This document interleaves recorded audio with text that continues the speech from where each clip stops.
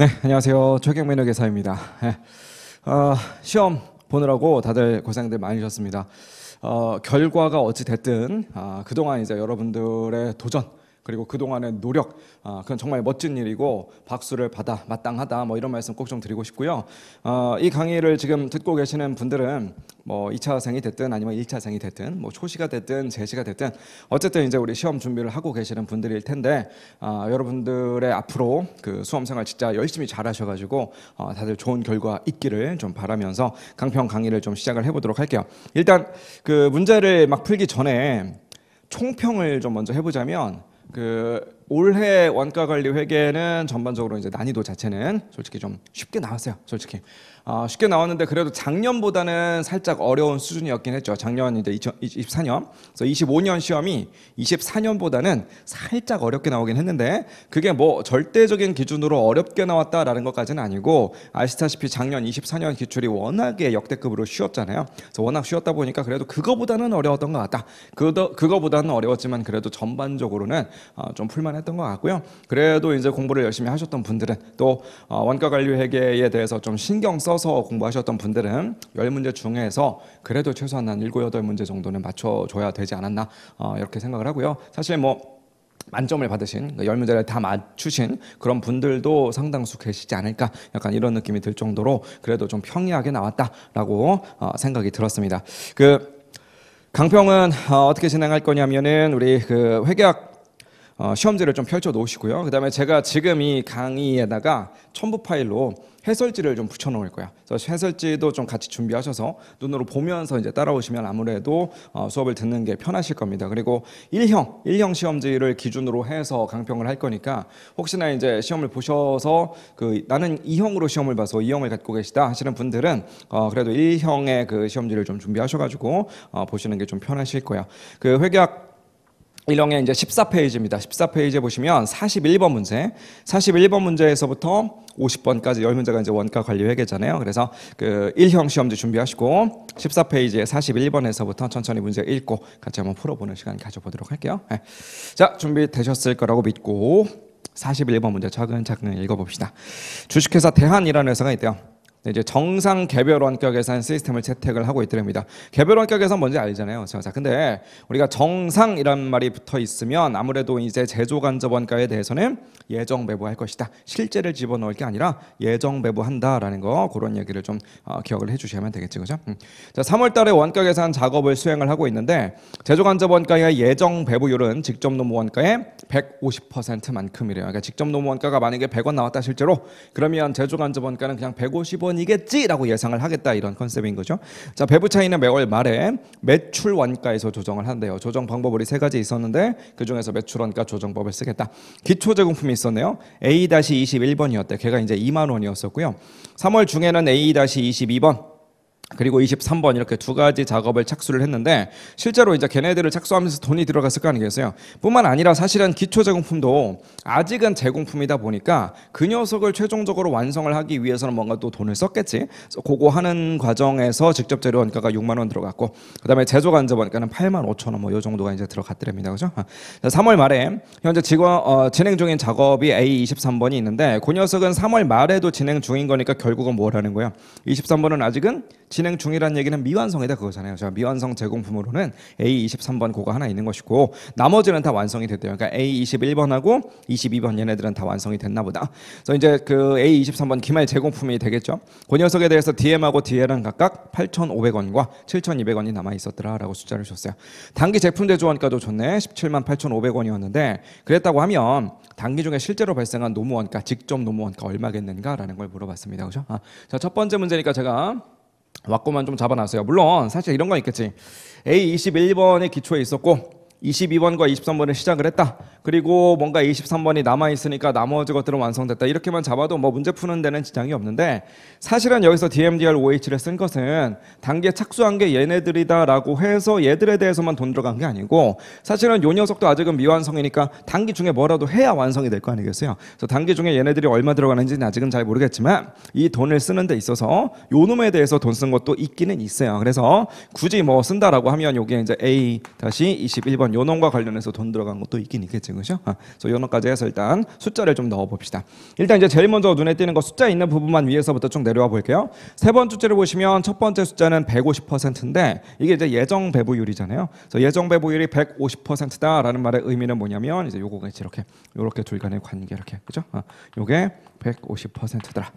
지금 우리가 이제 구하고 싶은 것이 바로 요 녀석이잖아요. 단기에 발생한 직접 노무 원가가 얼마냐라고 했으니까 사실은 이제 요 녀석, 요 놈이 우리의 타겟입니다. 얘만 알면 돼. 요 녀석만 알면 되는데 얘네들 둘 간의 어떤 관계를 줬으니까 분명히 뭐 요 녀석을 알게 해주던지 아니면 뭐 이런 애들 가지고 이제 차대에 왔고 맞춰보던지 뭐 이런 식으로 이제 풀어 나가라는 그런 의미가 되겠죠, 그죠? 자, 그 다음에 이제 우리 문제 자료에서 숫자가 있는 부분을 좀 보니까 기초에는 제공품이 2만 원이었었대요. 여기는 이제 2만 원이었다. 이렇게 다 합쳐서 2만 원이었다라는 거 준 것 같고요. 그 밑에 줄에 쭉 가보니까 실제로 발생한 DM하고 DA를 줬는데 DM이 6만 원이다라고 되어져 있으니까 여기다 6만 원 쓸게요. 자, 근데 주의하실 사항은 뭐냐면 제조간접원가 8만 5천 원 적혀 있다고 해서 요 자리에다가 8만 5천 원이다라고 쓰면 돼요, 안 돼요? 이렇게 쓰면 절대로 안 된다는 거. 요거 좀 기억하자는 거지. 왜? 지금 이 회사가 적용하고 있는 방식 첫 번째 줄에 있었죠. 어떤 원가 계산 시스템이더라? 정상 개별 원가 계산 시스템이더라.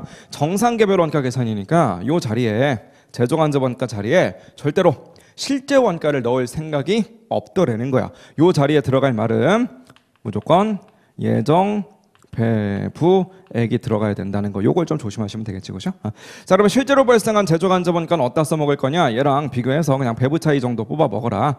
이런 컨셉이 되겠죠. 실제로 발생한 제조간접원가는 여기다 굳이 한번 적어본다면 8만 5천 원이라고 했으니까 우리가 요 녀석을 하나 적어 놓으면 이 금액 뭐라도 있을 거 아니겠어요, 이제 나중에. 그럼 요렇게 둘 간의 차이를 우리가 뽑게 된다는 거지.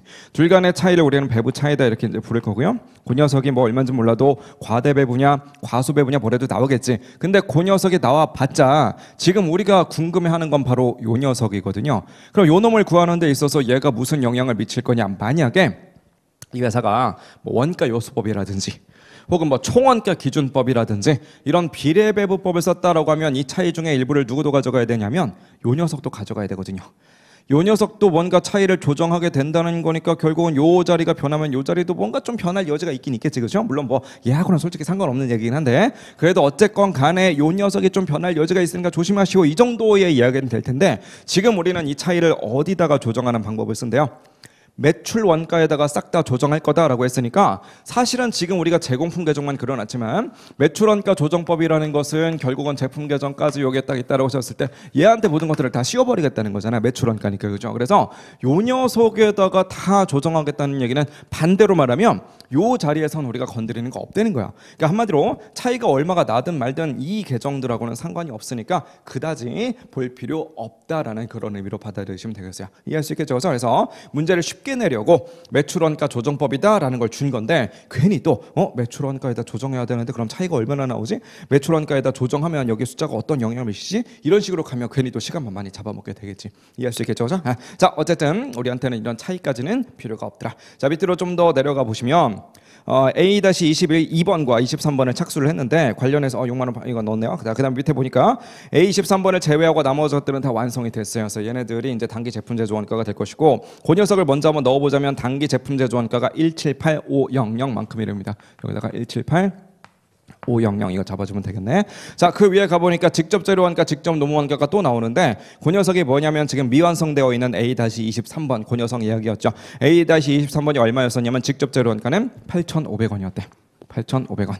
그 다음에 직접 노무 원가는 얼마였느냐? 7,200원이었대요. 7,200원 이런 식으로, 그죠? 자, 그럼 결론적으로 얘네들 둘 간의 비율이 150%다라는 걸 알고 있잖아요, 그죠? 근데 그 상태로 우리가 지금 T 계정을 돌려놓은 상태인 것이니까, 그리고 예정 배부율이라는 것은 기초에 미리 잡아놓고 그 상태로 그냥 계속 쭉 밀고 나가는 그런 개념이다 보니까 기말에 가서 그 비율이 갑자기 변하거나 그러지 않는다고, 그죠?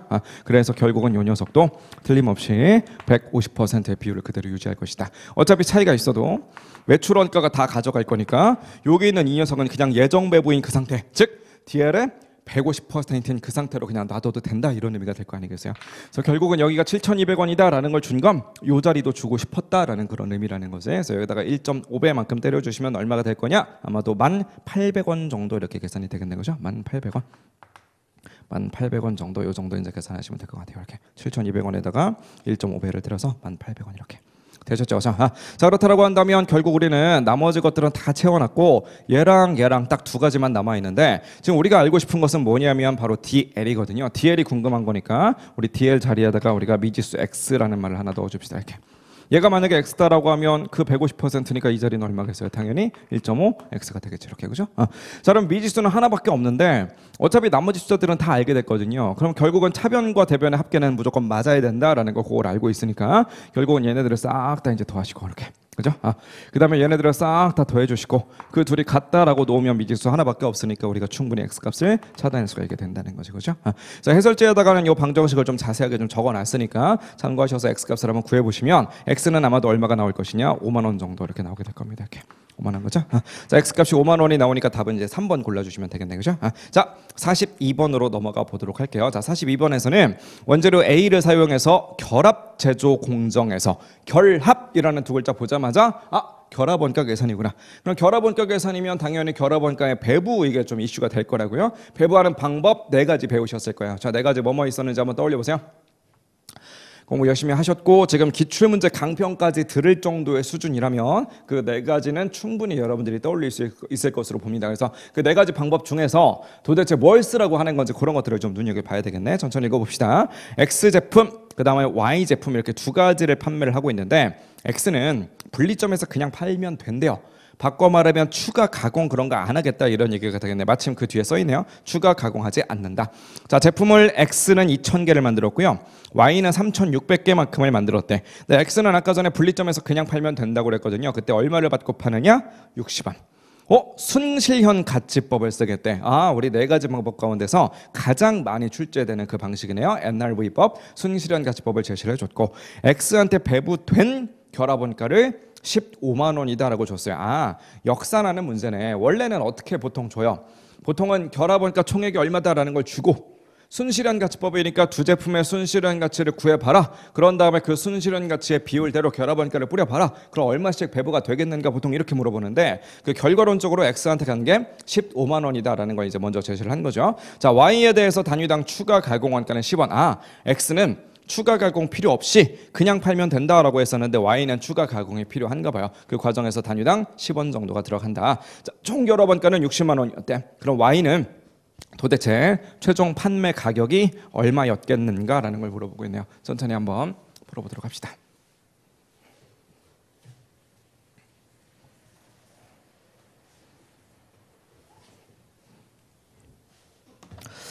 자, 우선 제일 먼저 해야 될 일은 순실현 가치가 얼마인지를 뽑아내야 되겠죠. 순실현 가치법이다라고 했으니까 자, 두 제품이 있습니다. X 제품도 있고 그 다음에 Y 제품도 있어요. 그죠? 자, X 제품 먼저 한번 써볼게요. X 제품은 솔직히 뭐 워낙 계산이 간단하긴 한데 그래도 한번 써볼게요. 2,000개에다가 한 개당 60원에 판매가 된다라고 했으니까 2,000개 곱하기 60원 이 정도로 쓰면 되겠네요. 그죠? 자, 그런데 Y 제품 같은 경우에는 3,600개잖아요. 3,600개에다가 얘도 판매 가격을 좀 알아야 되는데 판가 모르니까 지금 X라고 놓자고요. 다만 이 녀석은 추가 가공을 안 하니까 이거 자체가 NRV인데 얘는 추가 가공을 해야 된다라고 했으니까 그 추가 가공 원가를 빼야 되겠지. 만약에 추가 가공 원가를 총액으로 줬으면 통으로 탕 그냥 넣어주면 되는데 우리 얘네들은 단가로 줬어요. 추가 가공 원가 단위당으로 10원이다라고 했으니까 이렇게 10원을 빼되 이렇게 수량에다 걸어주면 되겠네. 그죠? 자, 그러면 결론적으로 이 녀석을 한번 계산해 보시면은 얘는 얼마가 될 거냐면 얘는 이제 12만 원 정도 나올 테고 이렇게 여기 있는 이 Y 제품 같은 경우에는 지금 미지수가 있다 보니까 이게 얼마가 될지는 뭐 금액으로는 아직은 잘 모르겠어요. 자, 근데 참 다행스럽게도 우리는 이 NRV 값을 이용해서 무슨 짓을 할 거냐면 결합 원가를 배부할 참인데 이 결합 원가가 다 해서 얼마라고 이야기를 했었냐면 다 합쳐서 60만 원이다라는 걸 줬고요. 그 60만 원 가운데서 X한테 배부된 금액이 얼마더라? X한테 간 것이 15만 원이더라라는 걸 제시를 해줬다는 거죠. 이렇게 60만 원 중에 15만 원을 X한테 줬으니까 나머지 Y한테 준 건 얼마라는 거야? 45만 원만큼이 들어가겠지. 그래서 얘한테 준 게 45만 원이더라 이렇게. 즉 요놈보다 요놈한테 3배만큼 많이 줬다 이거예요. 굳이 퍼센테이지로 나타내 본다라고 하면 25%와 75% 요 정도의 비율로 배분을 했다는 거지. 25대 75다. 1대 3이다. 이 비율은 다 어디서 온 것이다? 분명히 NRV의 비율 그대로 배분을 했는데 25대 75니까 요 금액과 요 금액 이 두 금액 간의 비율도 당연히 몇 퍼센트겠어요? 25대 75가 됐을 거라는 거지. 25대 75라는 건 결국 곱하기 3 하면 된다는 거니까 여기서도 곱하기 3해요. 그냥 얼마가 됐을 것이다? 36만 원이었을 것이다. 그래서 요게 다 해서 48만 원이었나 보다. 그래서 요 놈에서 얘네 둘이 차지하는 비중이나 요 놈에서 얘네 둘이 차지하는 비중이나 똑같게 되도록 결합원가를 배부했다. 이런 컨셉이 되겠지. 그죠? 자, 그럼 마침 우리가 원하는 최종 결론은 Y의 판매 가격, 즉 지금 미지수 X인 건데 마침 여기 딱 보니까 X를 포함한 방정식이 하나 나왔네요. 그러니까 이 자리를 그냥 풀어주면 X가 바로 나오는 거지. 그죠? X 한번 계산해 보시면 얼마쯤 나올 것이냐? 110원 정도로 계산이 될 거야. 110원 이렇게 계산하시면 되겠네. 충분히 풀 수 있겠죠? 간단한 문제였던 것 같습니다. 자, 다음 페이지로 가셔서 43번 문제 풀어볼게요. 43번 문제는 솔직히 어렵진 않은데 이 챕터를 보통 공부를 많이 안 해요. 이게 가성비가 좀 떨어지긴 하죠. 이 챕터가 특히나 이제 판매 부문, 그나마 투자 중심점은 조금 공부하시는데 그렇죠. 재무 관리에서도 다루고 하니까 판매 부문은 출제 비중도 좀 낮은 데다가 풀 때 좀 귀찮죠. 손도 많이 가고 그렇죠. 그래서 이 판매 부문 관련해서는 솔직히 말해서 저도 객관식 강의에서 막 그렇게까지 힘줘서 강의하는 편은 아니고 수험생분들도 이 챕터는 조금 버리고 가시는 분들도 많이 계셔서 43번은 좀 이제 정답률이 많이 높지는 않을 것 같긴 한데 요거는 그래도 여러분들이 조금 어느 정도 요령만 갖고 있으면 사실은 푸는 게 어렵진 않거든요. 그래서 그 뭐 공개 특강이라서 막 엄청 디테일한 그런 설명까지는 못 드리긴 하는데 그래도 이런 문제 풀 때 요령으로 어떻게 풀면 된다라는 것 정도 간단하게만 설명드릴 테니까 좀 더 구체적인 설명, 그 다음에 거기서 좀 더 확장돼서 그러면 다른 차이들은 어떻게 구하나요? 이런 것들은 사실은 지금은 설명드릴 수가 없고 나중에 이제 정규 강의를 통해서 이제 그런 것들은 좀 익혀보시기 바랍니다. 자, 일단 그 규칙을 좀 알아야 돼요. 규칙을. 우리가 그 표준 원가 계산도 그렇고 판매 부문의 성과 평가도 그렇고 어차피 왁구는 이렇게 생겼다라는 거 다 알고 계실 거예요. AQAP, AQSP, SQSP 이렇게 생겼잖아요. 그래서 이렇게 둘 간의 차이 뽑고 이렇게 또 둘 간의 차이 뽑고 뭐 이런 식으로 하는 거잖아요. 그렇죠? 자, 근데 이 왁구를 좀 잘 보세요. 이 왁구를. 이거 순서 막 바꾸면 안 되거든요. 얘를 먼저 당연히 써야 되고 뭐 얘를 먼저 쓰고 그다음에 얘를 나중에 쓴다 이렇게 하면 안 돼요. 항상 Q 먼저 쓰고 P 나중에 쓴다. 이것도 우리가 바꾸면 안 된다고. 이게 딱 정해져 있어요. 자, 그러면 이 왁구를 활용하려면 두 가지 규칙이 있다는 것을 눈치를 좀 채야 돼요. 두 가지 규칙. 두 가지 규칙. 자, 다시 한번 얘기하지만 문제풀이 강의라서 이론 설명에 대해서 막 자세하게 시간 투자를 해드리진 못해요. 해드리진 못하지만 그래도 이건 좀 기억해 보세요. 자, 딱 봤을 때 왼쪽으로 갈수록 뭐가 되고 있어요? 왼쪽으로 가면 갈수록 점점 더 액추얼이 많아지죠. 액추얼이 많아진다는 건 뭐냐면 왼쪽으로 가면 실제다 이거야. 오른쪽으로 가면 오히려 표준 혹은 뭐 예산 이게 된다는 거지. 즉 우리는 왼쪽은요. 왼쪽은 항상 액추얼이에요. 액추얼. 이렇게. 자, 반면에 오른쪽은요. 오른쪽은 항상 스탠다드야. 표준. 혹은 뭐 예산 이렇게. 이게 규칙이에요. 규칙. 그죠? 자, 또 하나. 우리가 뭔가 금액을 계산하려면 그 금액이 계산되기 위해서 중간중간 여러 가지 요소들이 필요합니다. 근데 항상 어떤 요소를 먼저 쓸 거냐? 수량적인 요소를 먼저 쓰는 거예요. 지금도 보면 Q 관련된 이야기, P 관련된 이야기가 섞여 있는데 다 뭐부터 썼어요? Q, 퀀티티를 먼저 썼죠. 퀀티티는 수량이잖아요. 그러니까 단가보다는 수량을 앞에 뒀어요. 이거는 당연한 거예요, 실무적으로. 자, 제가 종합원가 계산 같은 거 할 때 늘 예시를 드는 건데 우리가 어떤 금액을 알고 싶다. 그럼 수량과 단가가 있으면 되잖아요. 제가 지금 강의하고 있는 이 강의실. 여기 지금 제가 혼자 공개 특강 혼자서 촬영하는 거니까 저밖에 없거든요. 저 혼자 그냥 카메라 하나 갖다 놓고 촬영하고 있는데 어쨌든 제 눈앞에 책상이 되게 많아요. 누군가 물어보는 거야. 스마트 경영 아카데미에 가면 거기 여기 몇 호더라? 202호 정도 되는데 202호에 가면 거의 책상이 되게 많다고 하던데 그거 다 해서 금액적으로 얼마인지 좀 알아봐 주세요 라는 미션을 여러분들한테 드리는 거야. 제일 먼저 뭐 하실래요? 제일 먼저 누구나 할 수 있는 거. 스마트 경영 아카데미 찾아가서 202호 강의실 문 열고 딱 들어가면 진짜로 눈앞에 책상이 되게 많은 거야. 뭔 할 수 있어요? 몇 개지? 이건 셀 수 있는 거잖아. 그러니까 항상 수량 카운트하는 게 제일 쉬운 거라서 무조건 수량 먼저 해결하고 보는 거야. 하지만 단가는 이게 알기가 힘들어요. 저도 이거 단가 얼마인지 모릅니다. 저도 이거 단가를 알려면 1층 사무실 가서 장부 다 뒤져봐야 된다고. 그러니까 단가는 어려운 일이니까 좀 나중으로 빼고 일단 눈에 보이는 수량부터 해결하는 게 원가 계산의 핵심이야. 그래서 종합 원가 계산 같은 거 생각해 보세요. 5단계법 많이 적용하죠. 5단계법 중에 1단계에서 제일 먼저 뭐부터 해요? 일단 물량부터 해결하잖아. 단가는 무려 4단계까지 가야 나오거든요. 4단계 가서 단가 간신히 나오면 5단계에서 그냥 정산하면 원가 계산 끝난다 이런 얘기야. 이해할 수 있겠죠? 그래서 항상 Q를 먼저다. Q, 수량. 수량을 항상 먼저 기재하는 것이다 라는 거. 이 두 가지 법칙을 좀 기억해 주셔야 돼요. 이해하셨어요? 자, 두 가지 법칙을 일단 기억을 해 놓으시고요. 지워버릴 테니까 여러분들은 어디다 메모해 두시거나 아니면 머리로 좀 기억하면서 따라오세요. 이 상태로 읽어보도록 하겠습니다. 자, 예산으로 판가랑 그리고 단위당 변동원가를 줬어요. 두 제품에 대해서. 자, 그럼 어차피 우리한테 중요한 건 공헌이익일 테니까 뭐 숫자는 간단하지만 뽑아보자면 X는 예산상으로 단위당 공헌이익이 3만 원이겠네, 그죠? Y는요 예산상으로서의 단위당 공헌이익은 둘이 차감해서 4만 원이겠다, 그죠?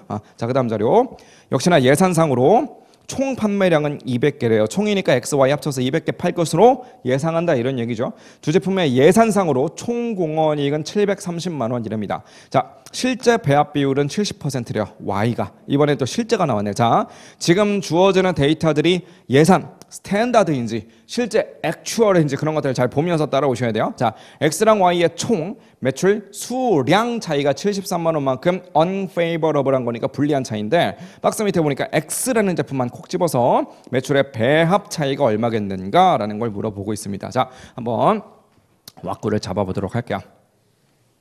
자, 우리한테 요구한 건 무슨 차예요? 요구한 것은 매출 배합 차이. 매출 배합 차이를 요구를 했는데 문제에서 힌트로는 뭘 줬느냐? 매출 수량 차이를 줬어요. 그럼 어쨌든 수량 차이를 분석을 해줘야만이 배합 차이를 계산하든지 말든지 할 거 아니겠어요. 그래서 일단 수량 차이 이야기를 한번 해볼게요. 자, 매출 수량 차이 이야기를 해봅시다.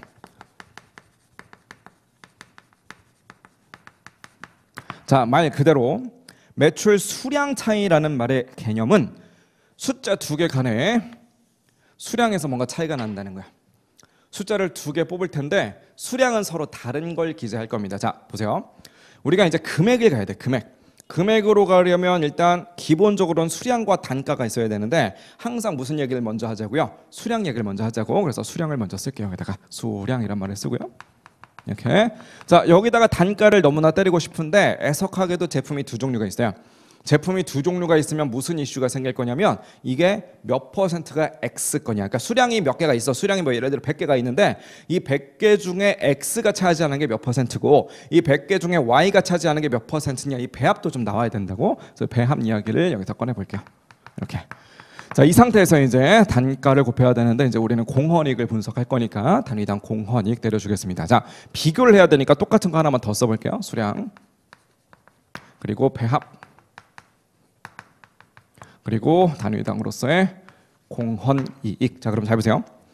우리는 지금 배합의 차이가 궁금한 거지만 힌트로는 수량 차이를 줬으니까 수량 차이를 먼저 분석합시다. 수량 차이라는 건 이게 수량이잖아요. 적어도 요 숫자들 중에서 여기에 들어가는 수량이랑 여기에 들어가는 수량이 서로 달라야 그래야 이 금액이랑 이 금액을 비교했을 때 그게 수량 차이잖아요.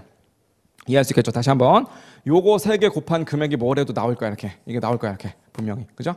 얘네들을 다 계산하면 이게 얼마가 나온다라는 결론이 나오겠죠.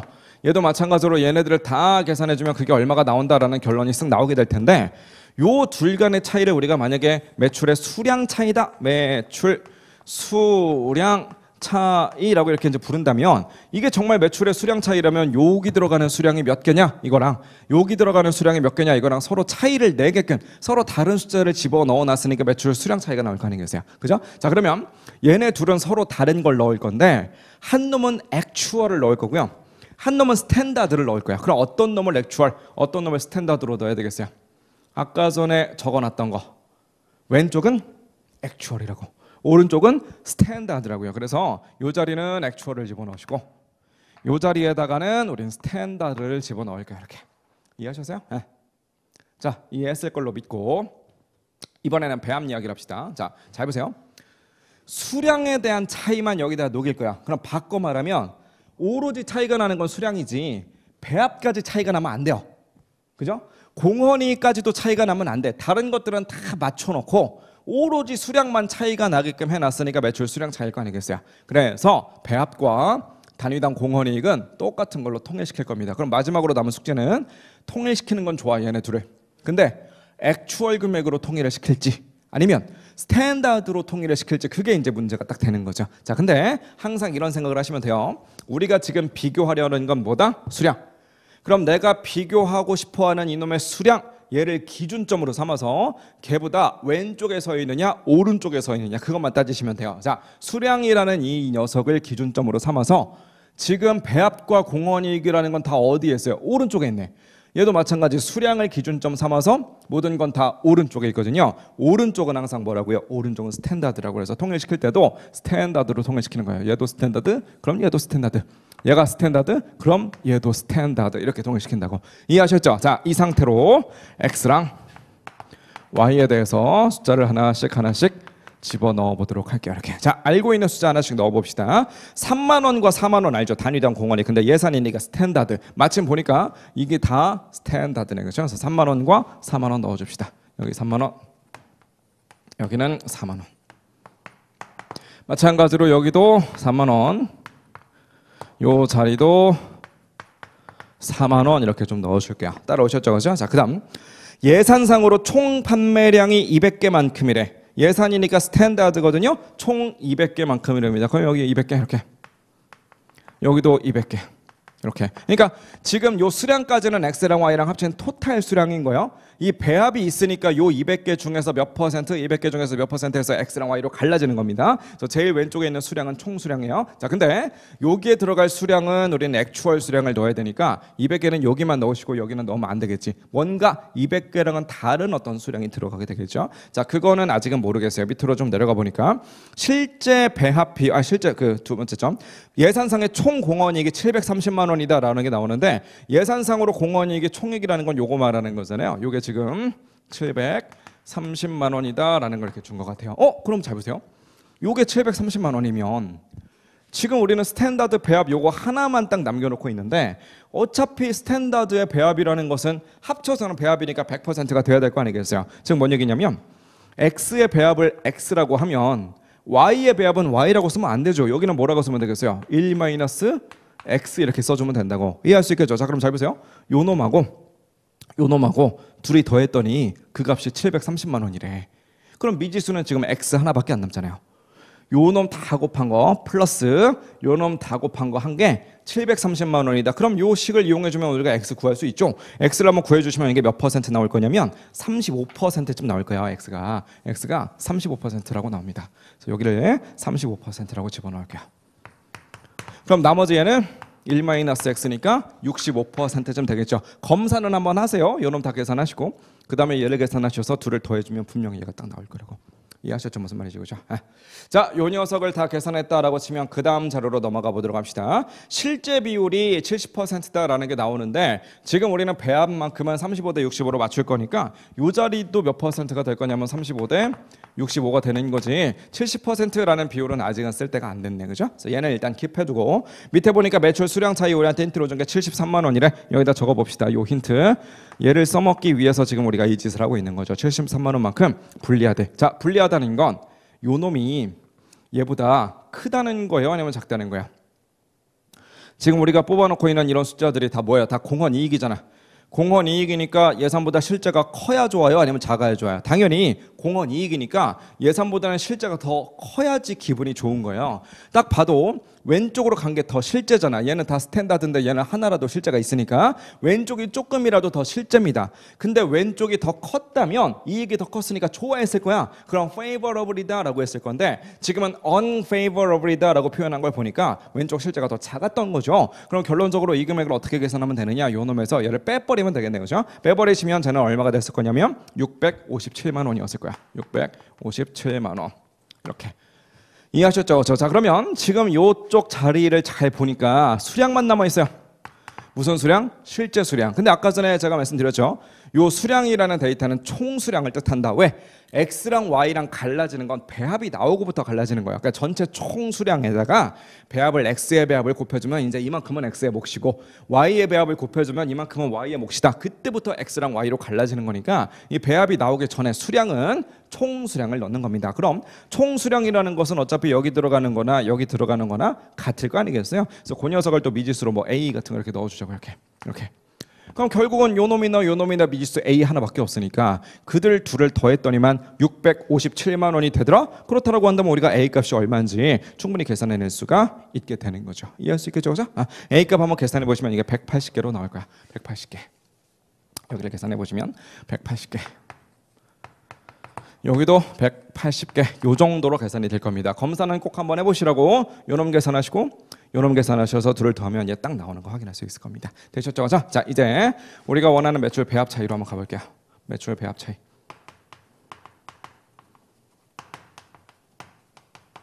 자, 매출 배합 차이도 마찬가지 숫자 2개만 뽑으면 돼요. 구성 요소는 수량에 배합을 걸어서 두 제품으로 쪼개주고 거기다가 공헌이익을 걸어주자. 똑같은 거 하나 더요. 수량에 배합을 걸어준 다음 거기에다가 단위당 공헌이익을 좀 걸어주자. 자, 그러면 잘 보세요. 지금은 비교하고 싶은 게 뭐예요? 배합 차이니까 배합을 너무나 비교하고 싶은 거야. 그럼 상식적으로 여기다 적어놓은 배합과 여기에 적어놓은 배합은 서로 다른 게 들어가야만 그것을 배합 차이라고 말할 수 있겠죠. 그럼 여기다 뭐 있을까? 액추얼과 스탠다드 중에서. 여기는 액추얼과 스탠다드 중에서 뭐 있을까? 한번 정해보세요. 그걸 정하신 분들은 그럼 수량과 단위당 공헌이익은 각각 액추얼을 써야 되는지 스탠다드를 써야 되는지 한번 정해보세요. 그거 정하시라고 한 10초만 시간 드릴 테니까 10초 동안 한번 해보시고 그 다음에 맞춰봅시다. 요거 하면서 제가 설명드렸던 그 로직을 이해하셨으면 충분히 적을 수 있어요. 10초만 해보세요 지금. 자, 여기 뭐 쓸까요? 여기는 액추얼 쓰라고. 여기는 뭐 쓸까요? 스탠다드 써야 되겠지. 왜? 왼쪽은 액추얼이고 오른쪽은 스탠다드라니까요. 그럼 서로 다른 걸 써야 배합에 대한 차이가 나오죠. 서로 다른 걸 쓸 건데 기왕이면 왼쪽에는 액추얼을 오른쪽에는 스탠다드를 이렇게 넣으시라고. 됐죠? 자, 오로지 우리는 배합과 관련된 차이만 분석을 할 거예요. 그럼 바꿔서 말하면 수량은 통일시켜야지. 단위당 공헌이익도 통일을 시켜야지. 만약에 요 둘 간의 수량마저 다른 게 들어갔으면 배합 차이가 아니죠. 배합 차이와 수량 차이가 되겠지. 그죠? 그래서 수량만큼은 통일을 시켜야 되고요. 단위당 공헌이익도 통일을 시켜야 되는데 뭘로 통일시킬 거냐? 다시 한번. 우리 지금 차이를 내려고 하는 건 배합이다. 그럼 그놈의 배합이 기준점이라고. 배합이라는 기준점을 중심으로 왼쪽에 있으면 뭘로 통일시키자? 액추얼로 통일을 시키자. 그래서 여기다 액추얼을 주시고 얘도 액추얼을 주는 거야. 그냥 똑같은 걸로. 다만 통일시킬 때 액추얼로 통일시키자. 자, 얘도 통일을 시켜야 되는데 얘마저도 액추얼로 통일시킬 거냐? 아니라고. 왜? 배합의 오른쪽에 서 있잖아요. 배합의 오른쪽에 서 있으니까 통일시킬 때마저도 뭘로 통일시키자? 스탠다드로 통일을 시키자. 이런 컨셉이 되는 거죠. 이해하셨죠? 자, 그래서 요 값을 우리가 이제 x에 대해서 그다음에 y에 대해서 다 넣을 수 있긴 한데 문제에서 우리한테 구해보라는 게 뭐냐면 x 것만 딱 떼서 구해보라고 돼 있잖아요. 그래서 y는 구할 필요 없습니다. y는 구하지 마시고 요 금액을 x에 대해서만 계산하신 다음에 둘 간의 차이를 뽑아준다면 x의 그죠? x의 매출 배합 차이라는 녀석을 계산할 수가 있게 되겠지. 되셨죠? 자, 그럼 액추얼 수량은 우리 합친 걸로 넣기로 했었어요. 180개다라는 거 뽑아냈으니까 여기 180개, 여기도 180개 이렇게 통일을 시켜 놓으시고요. 우리 배합은 서로 다른 걸 좀 넣어줘야 되겠지. 스탠다드 배합은 아까 전에 구해냈죠. 35%. 자, 근데 액추얼 배합은 아까 전에 윗동네에서는 없었어요. 근데 액추얼 배합을 문제에서 준 거지. 문제에 보니까 박스 안에 밑에서 두 번째 점을 보시면 액추얼 배합이 나옵니다. 70%. 주의하실 것은 이게 y 거예요. 우리가 필요한 건 x. 그럼 x가 70이니까 y가 70이니까 x는 몇? 30%일 거 아니겠어요? 그래서 이 자리에다가는 30이라고 넣으시라는 거죠. 됐죠? 자, 그러면 단위당 공헌이익을 넣어야 되는데 얘는 또 스탠다드로 집어넣으시래. 그럼 스탠다드로서의 공헌이익은 우리가 알고 있는 바와 같이 3만 원이라는 거죠. 그래서 여기다가 3만 원을 여기다가도 3만 원을 똑같이 집어넣어 줍시다. 그죠? 계산 한번 해보시면 얘는 162만 원이 나올 거고요. 그 다음에 이 자리는 189만 원이 나올 거예요. 이렇게. 그래서 둘 간의 차이를 좀 뽑아주시면 된다는 거지. 둘 간의 차이 뽑으시면 27만 원 좀 나올 거예요. 27만 원만큼 왼쪽이 더 작네. 왼쪽이 작으면 기분이 좋은 거라고요, 나쁜 거라고요? 왼쪽이 더 실제잖아 지금, 그죠? 왼쪽이 조금이라도 더 실제라고. 지금 실제인데 실제 공헌이익이 더 작아. 기분 얼마나 나쁘겠어요. 기분이 나쁘니까 불리한 차이다라고 하시면 되겠지. 27만 원만큼 불리한 차이다. 정답은 4번 골라주시면 되겠네. 할 수 있겠죠, 그죠?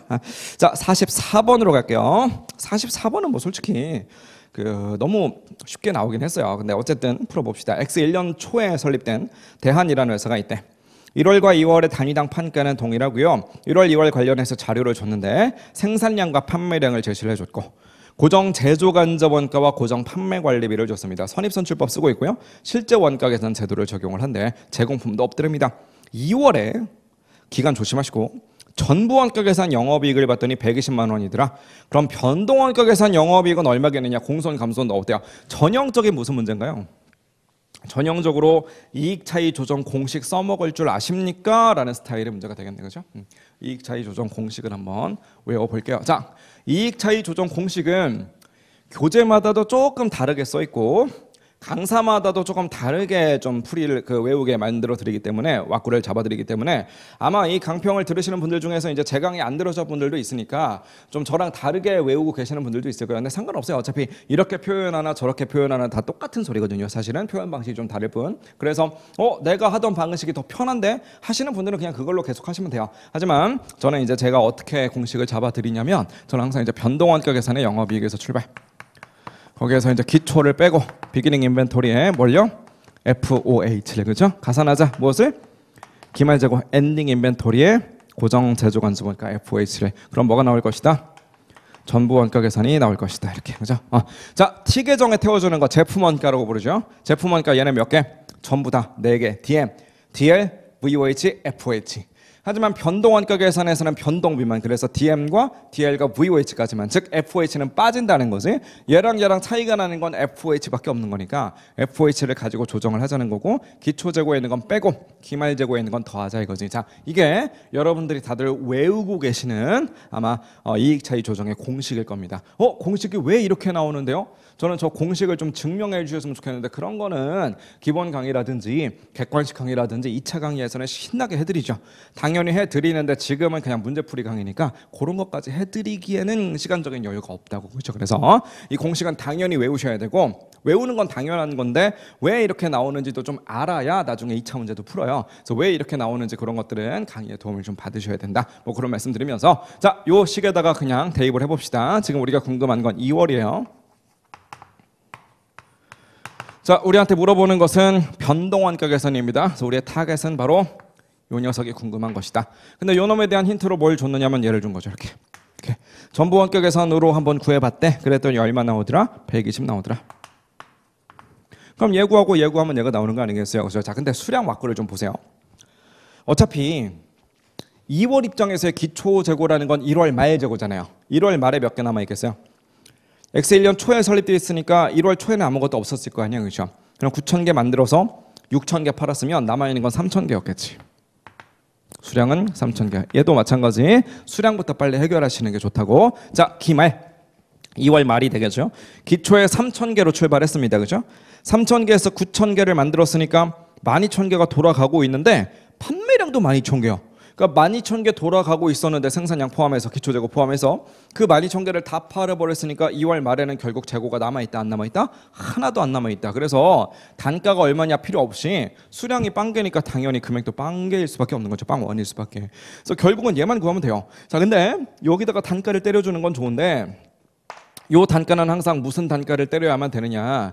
2월 초라는 말의 의미는 1월 말이나 마찬가지잖아요. 그럼 1월 말에 안 팔려서 재고로 남아있다는 것은 정작 돈은 언제 쓴 거야?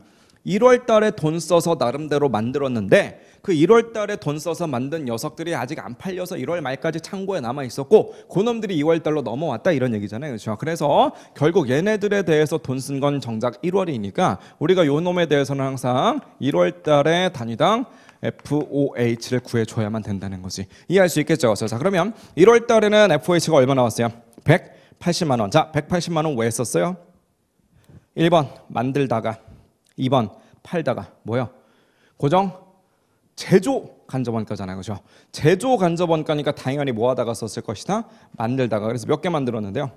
9,000개 만들었다며. 9,000개를 만드는 과정에서 180만 원을 썼대. 한 개당 얼마 꼴로 들어갔다는 거야. 개당 나눠주면 200원 꼴이겠지 뭐. 그래서 이 자리에다가는 그냥 우리는 200원이다 이렇게 뽑아주시면 된다고. 되셨죠? 지금은 말로만 했지만 요 200원을 도출하는 과정 이런 것도 첨부 파일을 보시면 제가 각주로 다 적어놨으니까 복습하실 때는 좀 활용해 보시기 바랍니다. 자, 어쨌든 계산 한번 해보시면 60만 원 정도 나올 거고요. 60만 원은 지금 비기닝이니까 이제 우리가 마이너스를 치자는 거죠. 이렇게. 그래서 무엇인가에서 60만 원 뺐더니 더한 건 없죠. 그랬더니 120만 원 됐다라는 거니까 결국은 이 자리는 얼마였을 것이다? 180만 원이었을 것이다. 이게 답인 거지, 그죠? 그래서 180만 원 정답은 4번 골라주시면 되겠네. 자, 45번으로 넘어갑시다. 45번은요. 딱 봐도 뭔가 구간을 줬네. 마지막 줄을 보니까 손익분기 판매량 BPQ네요. CVP 문제였네. 그죠? 항상 객관식 강의할 때 많이 강조했었죠. 항상 문제의 마지막 줄부터 읽어라. 마지막 줄을 딱 보자마자 손익분기 판매량 우리 CVP에서 많이 연습했던 건데 가운데 뭔가 구간이 나뉘어져 있는 거 보니까 비선형 함수 CVP인 것 같아요. 그죠? 천천히 읽어봅시다. 단일의 제품을 생산 판매하고 있다. 판매 수량이 증가함에 따라서 판매량 구간별로 단위당 판가는 좀 다르게 적용을 하고 있는데요. 판매량이 예를 들어서 6,000개였다. 그럼 밑에 있는 구간 보세요. 6,000개면 몇 번째 구간에 딱 들어가는 거예요? 두 번째 구간에 쏙 들어가겠네. 그렇죠? 6,000개니까. 그럼 두 번째 구간에서 6,000개인데 단위당 판가가 80원이 된다는 건 두 가지로 해석이 가능한 거예요. 자, 6,000개를 팔았대. 1번 해석, 그 6,000개가 몽땅 80원이 된다. 2번 해석, 아니다. 5,000개 이내는 100원이니까 아무리 6,000개를 팔았어도 처음 5,000개는 여전히 100원을 유지하는 거고 6,000개가 됐다는 건 그 5,000개에서 1,000개가 오버가 된 거니까 오버된 초과된 그 1,000개에 대해서만 80원이 되는 거다. 이게 두 번째 해석이야. 1번 해석과 2번 해석 둘 다 말이 돼요. 둘 다 말이 되기 때문에 둘 중에 뭘로 해석해야지 옳다라는 건 문제에서 무조건 제시를 해줍니다. 제시해줬어요. 우리도 잘 보세요. 라고 해놓고 6,000개라면 5,000개까지는 어떻게 하래? 100원을 그대로 적용을 하시래. 나머지 1,000개 오버된 거 넘어간 1,000개에 대해서는 80원을 적용해라라는 거니까 방금 제가 말씀드렸던 것 중에서는 두 번째 해석이라는 거죠. 그죠? 자, 관련해서 이제 100원, 80원, 70원이 된다는 것이고 변동비는 단위당으로 60원이래요. 고정비는 이제 28만 원이 된다. 관련 범위 내에서 최대 생산 능력은 2만 개다라고 했을 때 BEP에서의 Q를 구해봐라. Q 구하는 문제면 항상 뭐부터 계산해라? Q면 단위당 공원이익부터 계산해라. 만약에 이 문제가 S 문제였으면 매출액 구하라고 했으면 공헌이익 률부터 계산하자. 이거 많이 강조했었죠. 그래서 개당으로서의 공헌이익을 좀 뽑아봅시다. 구간 먼저 잡아볼게요. 구간은 뭐 우리가 잡는 게 아니라 문제에서 잡아줬죠. 구간을 정리해보면 일단은 5,000개 이내니까 이렇게 씁시다. 빵개에서부터 5,000개까지. 이게 첫 번째 구간. 자, 두 번째 구간은 5,000개 넘어가야죠. 5,001개에서부터 어디까지가 10,000개까지였나? 10,000개까지. 그죠? 세 번째 마지막 구간 이제 10,000개도 넘어가는 거지. 11,000개에서부터 끝까지 가는 건 몇 개까지라고요?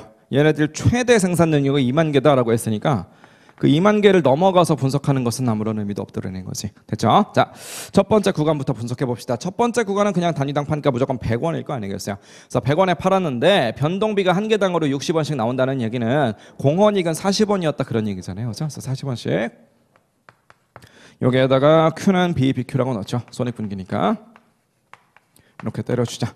고정비를 좀 날려줘야만 되겠는데 고정비는 지금 문제상에서 28만 원 제시했거든요. 그래서 28만 원이더라. 그래서 빼주니까 이게 0이 되더라. 그래야 BEP가 되겠지, 그죠? 자, 두 번째 구간 이야기로 넘어가 볼게요. 두 번째 구간도 우리가 5,000개까지는 여전히 판가 100원을 유지하는 거다라고 이야기를 했으니까 사실은 5,000개까지는 공헌이익으로 치면 40원을 그냥 유지하는 거야. 그러니까 예를 들어서 지금 문제에서 예시로 나온 6,000개로 예를 들자면 5,000개에 대해서는 공헌이익이 여전히 40원인 거고 6,000개니까 넘어간 건 1,000개잖아요. 1,000개에 대해서만 공헌이익이 20원만큼 줄어든다는 거지. 판가가 20원 줄어드니까 공헌이익도 20원 줄어들 거 아니겠어요. 변동비 가만히 있으니까. 자, 그렇다고 한다면 5,000개는 40원짜리 여전히 깔아놓고 그 상태에서 추가되는 아이들에 대해서만 우리가 얼마를 적용을 하자? 공헌이익이 20원 줄어들어서 20원을 적용을 좀 해주자. 그럼 20원 적용받는 아이들이 몇 개인데요? 라고 한다면 BEPQ가 몇 개인지 모르니까 잘 모르겠어. 하지만 BEPQ가 몇 개든지 간에 첫 번째 구간에서 넘어간 것들, 즉 5,000개를 초과한 것들, 얘네들에 대해서만 20원을 적용하자 이런 거잖아요. 즉 만약에 BEPQ가 예시로 들었던 6,000개가 딱 BEP였다면 6,000개에서 5,000개를 뺀 나머지 1,000개, 그죠? 이렇게 빼준 거. 그 1000개에 대해서만 20원을 적용하면 된다. 이런 식으로 식을 좀 꾸려주면 되겠네요. 그죠? 자, 고정비도 마저 날려줘야지. 28만 원. 날려줬을 때 얘가 이제 0이다라고 놓으시면 될 것 같아요. 그죠? 자, 마지막 세 번째 구간도 마찬가지. 아무리 10,000개를 넘어간다라고 할지라도 처음 5,000개는 40원을 여전히 유지합니다. 그런 식으로 몇 개? 5,000개. 이렇게. 그죠? 자, 근데 20원을 유지하는 것도 그 위에 또 쌓였어요. 지금 우리 세 번째 구간으로 간다는 건 무조건 10,000개 넘어가야 되는 거니까 예를 들어서 11,000개다라고 쳐보세요. 그럼 11,000개 중에 맨 앞에 5,000개는 공원이익이 40원. 그 다음 5,000개는 공원이익이 20원. 이게 확보가 돼 있다는 거지 이렇게. 그래서 얘네들은 그 다음 5,000개야. 그럼 둘이 더해서 이제 10,000개까지 쌓여 있는 거지. 근데 그걸 또 넘어갔다는 거야. 1,000개가 더 넘어갔다라고 한다면 걔네들에 대해서는 단위당 공원이익이 얼마? 판가가 70원 됐으니까요. 70원에다가 60원을 차감하셔서 10원 정도가 되겠지. 그렇죠? 그래서 여기서 하나가 더 쌓이기를. 한 개당 10원짜리가 또 쌓이더라. 근데 한 개당 10원짜리 이 친구는 몇 개에 대해서 적용받겠다는 거냐? BPQ가 몇 개인지는 잘 모르겠으나 앞에 5,000개, 5,000개에서 10,000개 쌓여 있는 게 있으니까 걔네들은 빼주고 걔네들 초과하는 부분에 대해서만 공원이익이 10원이 된다. 이런 컨셉이 되는 거죠. 고정비 28만 원 마저 날려줘야지. 뺐을 때 이게 0이 되면 명색이 BEP가 되겠어요. 자, 그러면 구간이 지금 3개가 있으니까 식도 3개 나왔고요. BPQ도 3번에 걸쳐서 계산을 할 수가 있게 되는 거지. 첫 번째 구간 계산 한번 해보시면 7,000개쯤 나올 거고요.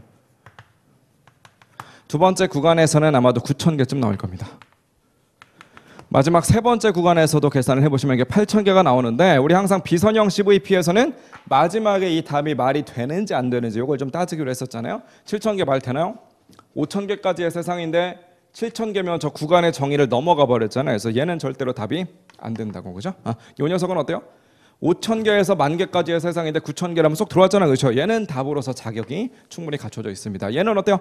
8,000개밖에 안 돼. 에이, 10,000개는 넘어야 된다며. 그렇죠? 그래서 얘는 말이 안 된다는 거지. 그래서 답으로 자격이 있는 것은 얘 하나밖에 없다는 거죠. 그래서 정답은 9,000개 뭐 요 정도 잡아주시면 되겠네. 이해하셨죠? 자, 그래서 보세요.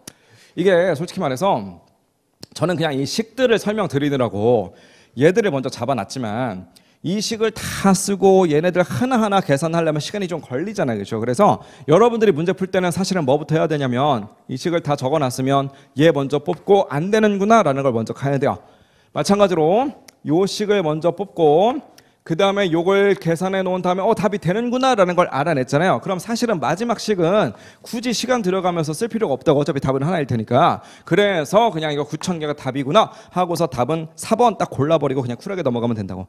이해하셨죠? 자, 조금만 더 요령을 얘기해보자면 솔직히 첫 번째 구간에서부터 답을 집어넣지는 않을 그런 가능성이 좀 높지 않을까. 그죠? 그래서 얘도 그냥 스킵하고 저 같으면 그냥 얘부터 다짜고짜 했을 것 같아. 설마 세 번째 구간은 아무래도 식이 좀 복잡해질 건데 여기까지 가야 된다라고 하기에는 사실은 지금까지 1, 2, 3, 4번을 딱 풀었을 때 난이도가 그다지 높지 않았잖아요. 올해는 조금 쉽게 냈구나. 근데 그런 와중에 뭔가 이렇게 막 식을 오래 짜서 시간 오래 걸리게 안 낼 것 같아. 그럼 대충 한 두 번째 구간에서 나올 것 같으니까 대충 답은 뭐 한 3번, 4번쯤 되지 않을까? 약간 이런 느낌으로 가시는 것도 시험장에서 요령이라고요. 이해하셨죠? 그죠? 자, 어쨌든 뭐 그렇다 치고 46번으로 갑시다. 엑셀 1년 1월 초에 설립된 상품 매매 기업이랍니다. 상기업이네요, 상기업. 그죠? 상품 매매 기업이니까. 그래서 결국은 뭐 제조원가로서 DMDR, 웨이지 이런 거 생각 안 해도 되겠네. 자, 단일의 상품을 구입해서 판매를 하고 있습니다. 구입원가 정도가 있을 뿐인 거죠. 자, 현금 예산을 편성하고 있는데 매출로서 1월은 10만 원, 2월은 15만 원, 3월은 11만 원 정도가 예상이 되는가 봐요. 매출 총이익률이 40%, 그럼 나머지 60%는 매출 원가가 된다는 거지. 상품 매입 대금은 매입한 달에 현금으로 그냥 지급을 한대요. 상품의 월말 재고량은 다음 달 예상 판매량의 20%를 유지하는데 매출액 중에서 30%는 판매한 달에 싹 다 회수를 해버리고 70%는 판매한 다음 달에 회수를 한대요. 그러니까 한 달 밀려서 돈을 받는 것도 있긴 하다는 거지. 정리해보면 매입했으면 돈을 줘야 돼. 근데 그거는 내가 매입을 하자마자 무조건 돈을 준다는 거야. 그 달에. 근데 매출을 했다 그럼 돈을 받아야 될 거 아니에요. 돈을 받은 것은 꼭 그 달에만 받는 건 아니고 일부는 다음 달에도 한 달 밀려서 받는 것도 있더라라는 그런 컨셉이 되겠지. 자, 근데 그런 와중에 매출이나 매입 관련해서는 뭐 재무회계 시간에 배우시는 애누리, 환입, 뭐 할인 뭐 이런 것들 발생할 수 있는데 그런 것들은 하나도 없었대.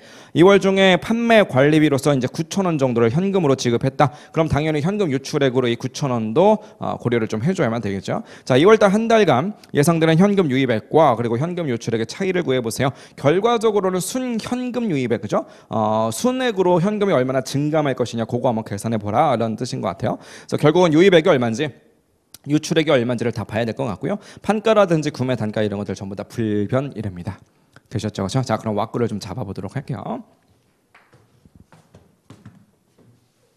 사실 현금이 들어올 만한 내용은 뭐 재무회계 시간에 현금 흐름표를 그리시다 보면 현금 들어올 일은 되게 많죠. 사실 뭔가 물건을 팔아서 돈이 들어온다 이런 것도 있을 수 있지만 은행 가서 차입을 해왔다 그럼 현금으로는 들어오는 거잖아요, 그죠? 혹은 뭐 예전에 내가 대여해줬던 게 있는데 그 중에 일부를 이제 상대방이 갚았다 뭐 이런 것도 있을 수 있는 거잖아요. 뭐 여러 가지 상황들이 있을 수 있는데 우리는 뭐 그런 거 없죠. 그냥 뭐 매출한 것만 잘 따져주면 되는 거죠, 그죠? 그래서 이제 우리가 매출해서 돈 버는 거 이거 하나밖에 없다 보니까 매출과 관련해서 돈 들어오는 것을 따져라. 그럼 거기 매출 예상액 10만 원, 15만 원, 11만 원 대놓고 있으니까 얘네들 가지고 따지는 거는 세상 쉽다는 거지. 한번 그거부터 한번 따져볼게요. 돈이 들어올 만한 거, 현금이 유입될 만한 거. 이거 중에 대표적인 것은 매출과 관련된 거. 이렇게 매출 채권을 회수하자는 거죠. 이렇게. 그죠? 자, 매출 관련해서 우리가 매출 관련된 현금 유입액을 한번 계산해 보시면 우리 사실은 2월 달에 돈 들어오는 거 이게 지금 궁금한 거거든요. 2월 달. 오케이? 2월 달에 돈 들어오는 게 너무나 궁금한 건데 정작 2월 달에 팔아먹은 것만 돈이 들어오는 게 아니라 한 달 밀려서 돈을 받는 것도 있다라고 했으니까 바꿔 말하면 한 달 전에 팔았는데 지금 요번 달에 돈을 받는다 이런 것도 있다는 거 아니겠어요? 그래서 1월 달 것도 분석을 해야 되겠지. 자, 1월 먼저 해봅시다. 1월 달에 우리 매출이 얼마였냐면 10만 원 나왔어요. 그죠? 매출이 1월 달에 10만 원 나왔는데 그 중에서 30%는 판매한 달이니까 1월 달에 돈을 분명히 받았겠지. 하지만 나머지 70%는 돈을 아직 못 받고 한 달 밀려서 받으니까 그게 바로 2월이 되겠지. 그래서 거기 이제 70%야. 이렇게. 그죠? 이게 1월 달의 매출액. 이렇게. 자, 2월 건 어때요? 2월 달에는 매출액이 얼마이냐면 15만 원. 근데 지금 2월 달에 딱 돈 들어올 게 궁금하거든요. 그렇죠? 그럼 2월 달에 돈이 들어올 만한 것은 30%만 돈이 들어오는 것이고 나머지 70%는 정작 3월 달에 돈을 받는 거니까 결국은 2월 달 한 달 동안 돈 받을 건 요거밖에 없다는 거지. 그래서 11만 5천 원쯤 되겠네요. 이렇게. 자, 근데 2월 중에 돈이 나갈 거리는 아무래도 돈 들어올 거리보다 더 많을 거예요. 우리가 이제 현금흐름표 이런 것도 따져보다 보면 사실은 돈 나갈 거는 천지죠. 근데 그렇게 디테일하게 분석하는 게 아니라 지금 이 간단한 자료상에서 딱 봐도 알 수 있는 건 상품을 구입해야 되잖아. 그럼 상품을 구입하면 구입 대금을 당연히 줘야 되거든요. 그래서 상품에 대한 어떤 매입 관련해서 돈이 나가겠지. 근데 이 문제에서는 하나 더 섞어 놓은 것이 2월 중에 뭐가 나간대요? 돈이 나가는 것 중에서는 우리 판매 관리비 관련해서도 돈 나가는 게 얼마만큼 있었다라는 걸 줬어요. 그래서 판매 관리비도 여기서 이제 있습니다. 이렇게 판매 관리비로서 돈 나가는 것도 있더라.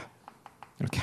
자, 얘는 뭐 금액을 줬죠. 얼마가 나간다고 돼 있냐면 9천 원 정도는 돈을 줘야 된대. 그래서 얘는 그냥 9천 원 정도 돈 나가는 거니까 마이너스 이렇게 합시다. 그럼 얘만 알면 되겠네. 이렇게 매입으로 돈 나가는 거요.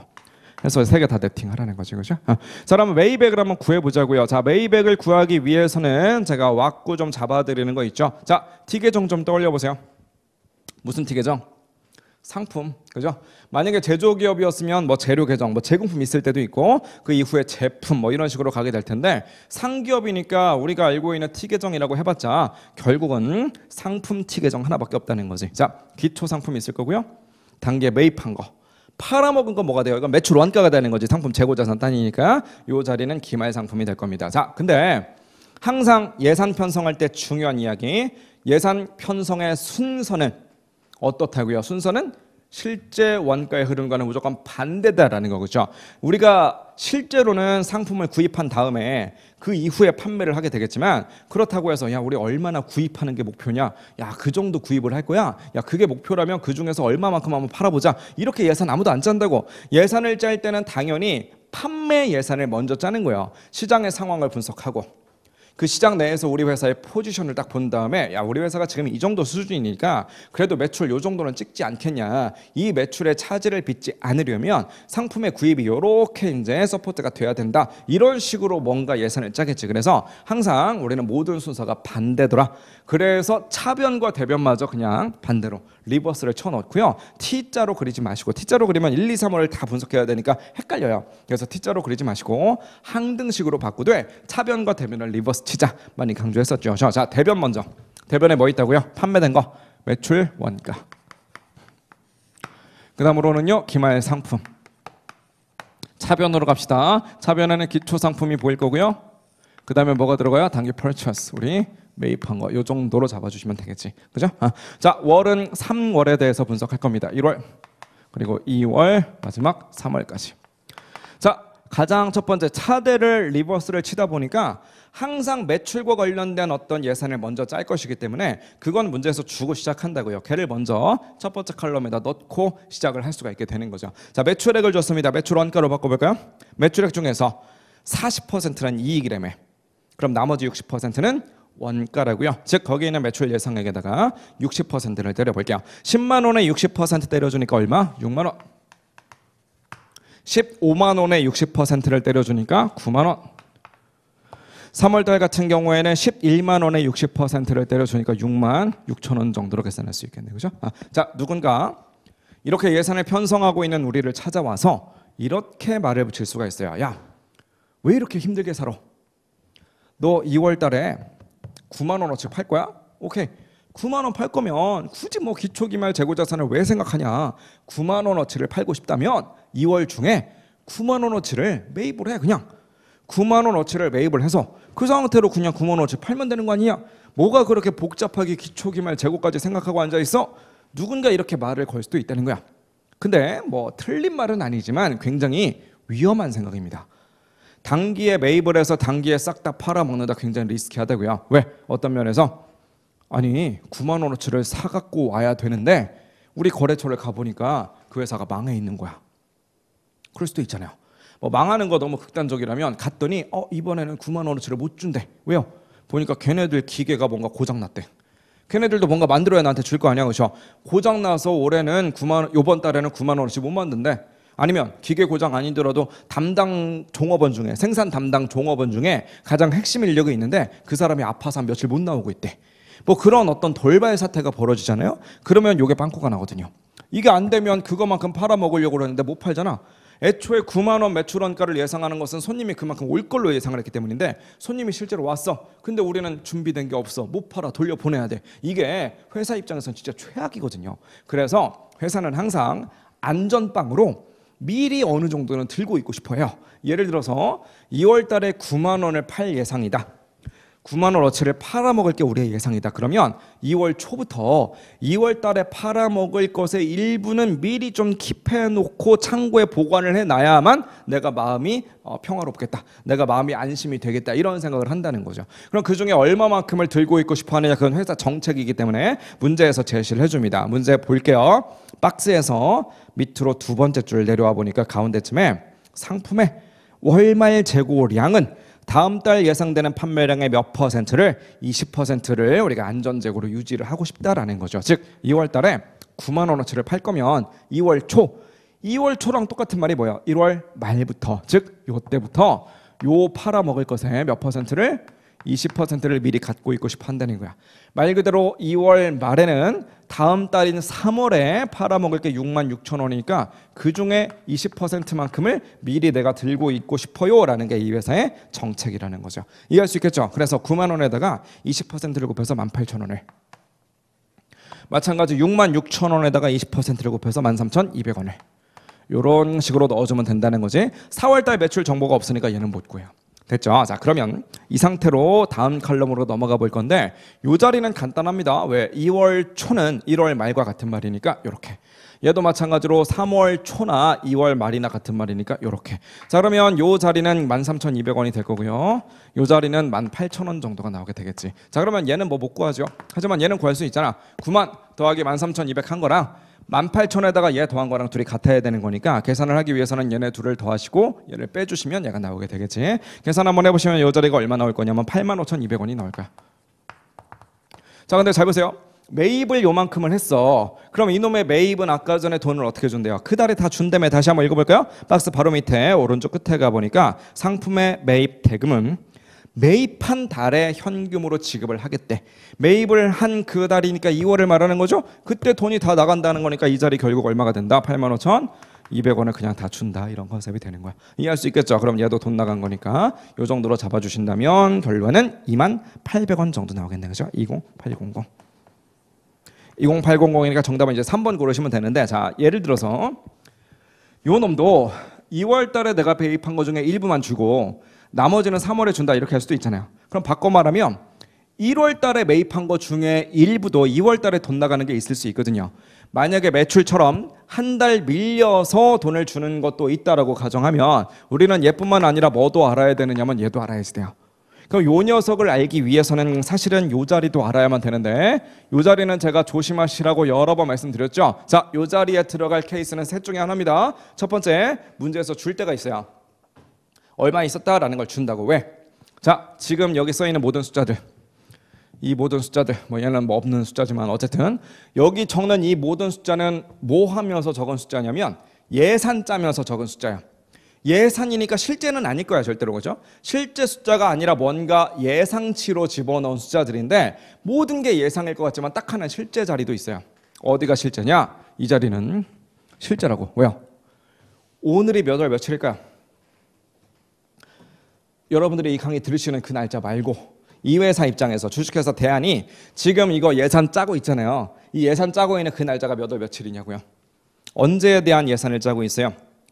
1분기 예산 짜고 있죠. 1, 2, 3월. 그럼 오늘은 적어도 1, 2, 3월이 아직 안 지나갔다는 거 아니야. 오늘은 몇 월 며칠? 1월 1일일 거라고. 1월 1일이잖아요. 여기가 1월 초. 그러니까 이 자리는요. 그냥 오늘 날짜야. 오늘 날짜니까 내가 창고 가서 봤어. 오늘 얼마만큼 있는지 봤더니 한 10,000원어치 있던데, 뭐 한 20,000원어치 있던데 이런 것들을 우리한테 줄 때가 있다고. 그런 것들을 만약에 줬으면 다 필요 없고 여기다가 그냥 준 숫자 넣으면 되는 거야. 이해할 수 있겠죠? 자, 두 번째, 문제에서 아무 말도 안 해줄 때도 있어요. 아무 말도 안 해줬다. 내가 눈으로 이만큼 있는 거 봤다. 이런 말 안 해주면 요 자리도 똑같은 법칙을 타는 거야. 똑같은 법칙을 탄다는 얘기는 뭐냐면 작년 12월에도 20%로 올라갔다 내려온다. 20%로 올라갔다 내려온다. 이 법칙이 그대로 유지가 됐다는 거지. 그럼 결국은 여기가 6만 원이니까 20% 올라갔다가 내려왔다라고 치면 6이 10이니까 12,000원 이렇게 쓰라. 그런 뜻인 거야. 이해되시죠? 자, 그래서 문제에서 주면 준 숫자를, 안 줬으면 그냥 이 법칙대로. 요 두 가지를 좀 기억하셔야 되는데 마지막 세 번째 케이스가 하나가 더 있어요. 뭐가 있느냐면 지금 우리 문제 케이스입니다. 첫 번째 줄에 무슨 말이 적혀 있어요? X1년 1월 초에 뭐래요? 설립이 됐대. 설립이 됐으니까 1월 초에 창고 텅텅 비어 있겠죠. 작년 12월에 20%의 법칙이 유지됐을 거냐? 작년 12월이라는 게 없죠. 1월 초에 설립이 됐으니까 당연히 여기는 얼마였겠어요? 당연히 여기는 빵원이었겠지. 여기가 빵원이니까 결론적으로는 얘네 둘이를 더해준 78,000원만큼이 이 자리가 되겠네. 즉 이 문제에서는 요 놈이 필요가 없어요. 필요가 없으니까 안 구해도 되지만 만약에 이걸 구해야 된다라고 한다면 지금 이 문제에서는 설립이 된 첫 번째 기간이니까 빵원을 넣어야 된다라는 거. 요 정도는 좀 기억을 하자고요. 다른 문제에서는 충분히 이렇게 나올 수 있으니까. 이해하셨죠? 그렇죠? 자, 넘어갑시다. 47번이요. 47번은 아주 전형적인 특별 주문 문제네요. 천천히 읽고 풀어보도록 합시다. 대안이라는 회사가 있대요. 단일 제품인 A를 생산해서 판매를 하고 있더라. 최대 등력은 10,000개인데 현재 7,500개 만들고 있대요. 자, 유휴 등력 몇 개 놀아요? 2,500개만큼 놀고 있더라. 그렇죠? 그럼 우리 특별 주문이 몇 개일 거냐라는 거랑 비교해서 지금 갖고 있는 능력이 부족한지 남는지를 좀 봐야만 한다는 거 많이 연습해 보셨을 겁니다. 얼마에 팔고 있느냐면 600원. 밑에 보니까 기초 원가래. 기초 원가가 뭐예요? DM하고 DL 더한 거죠. 한 단위당 400원.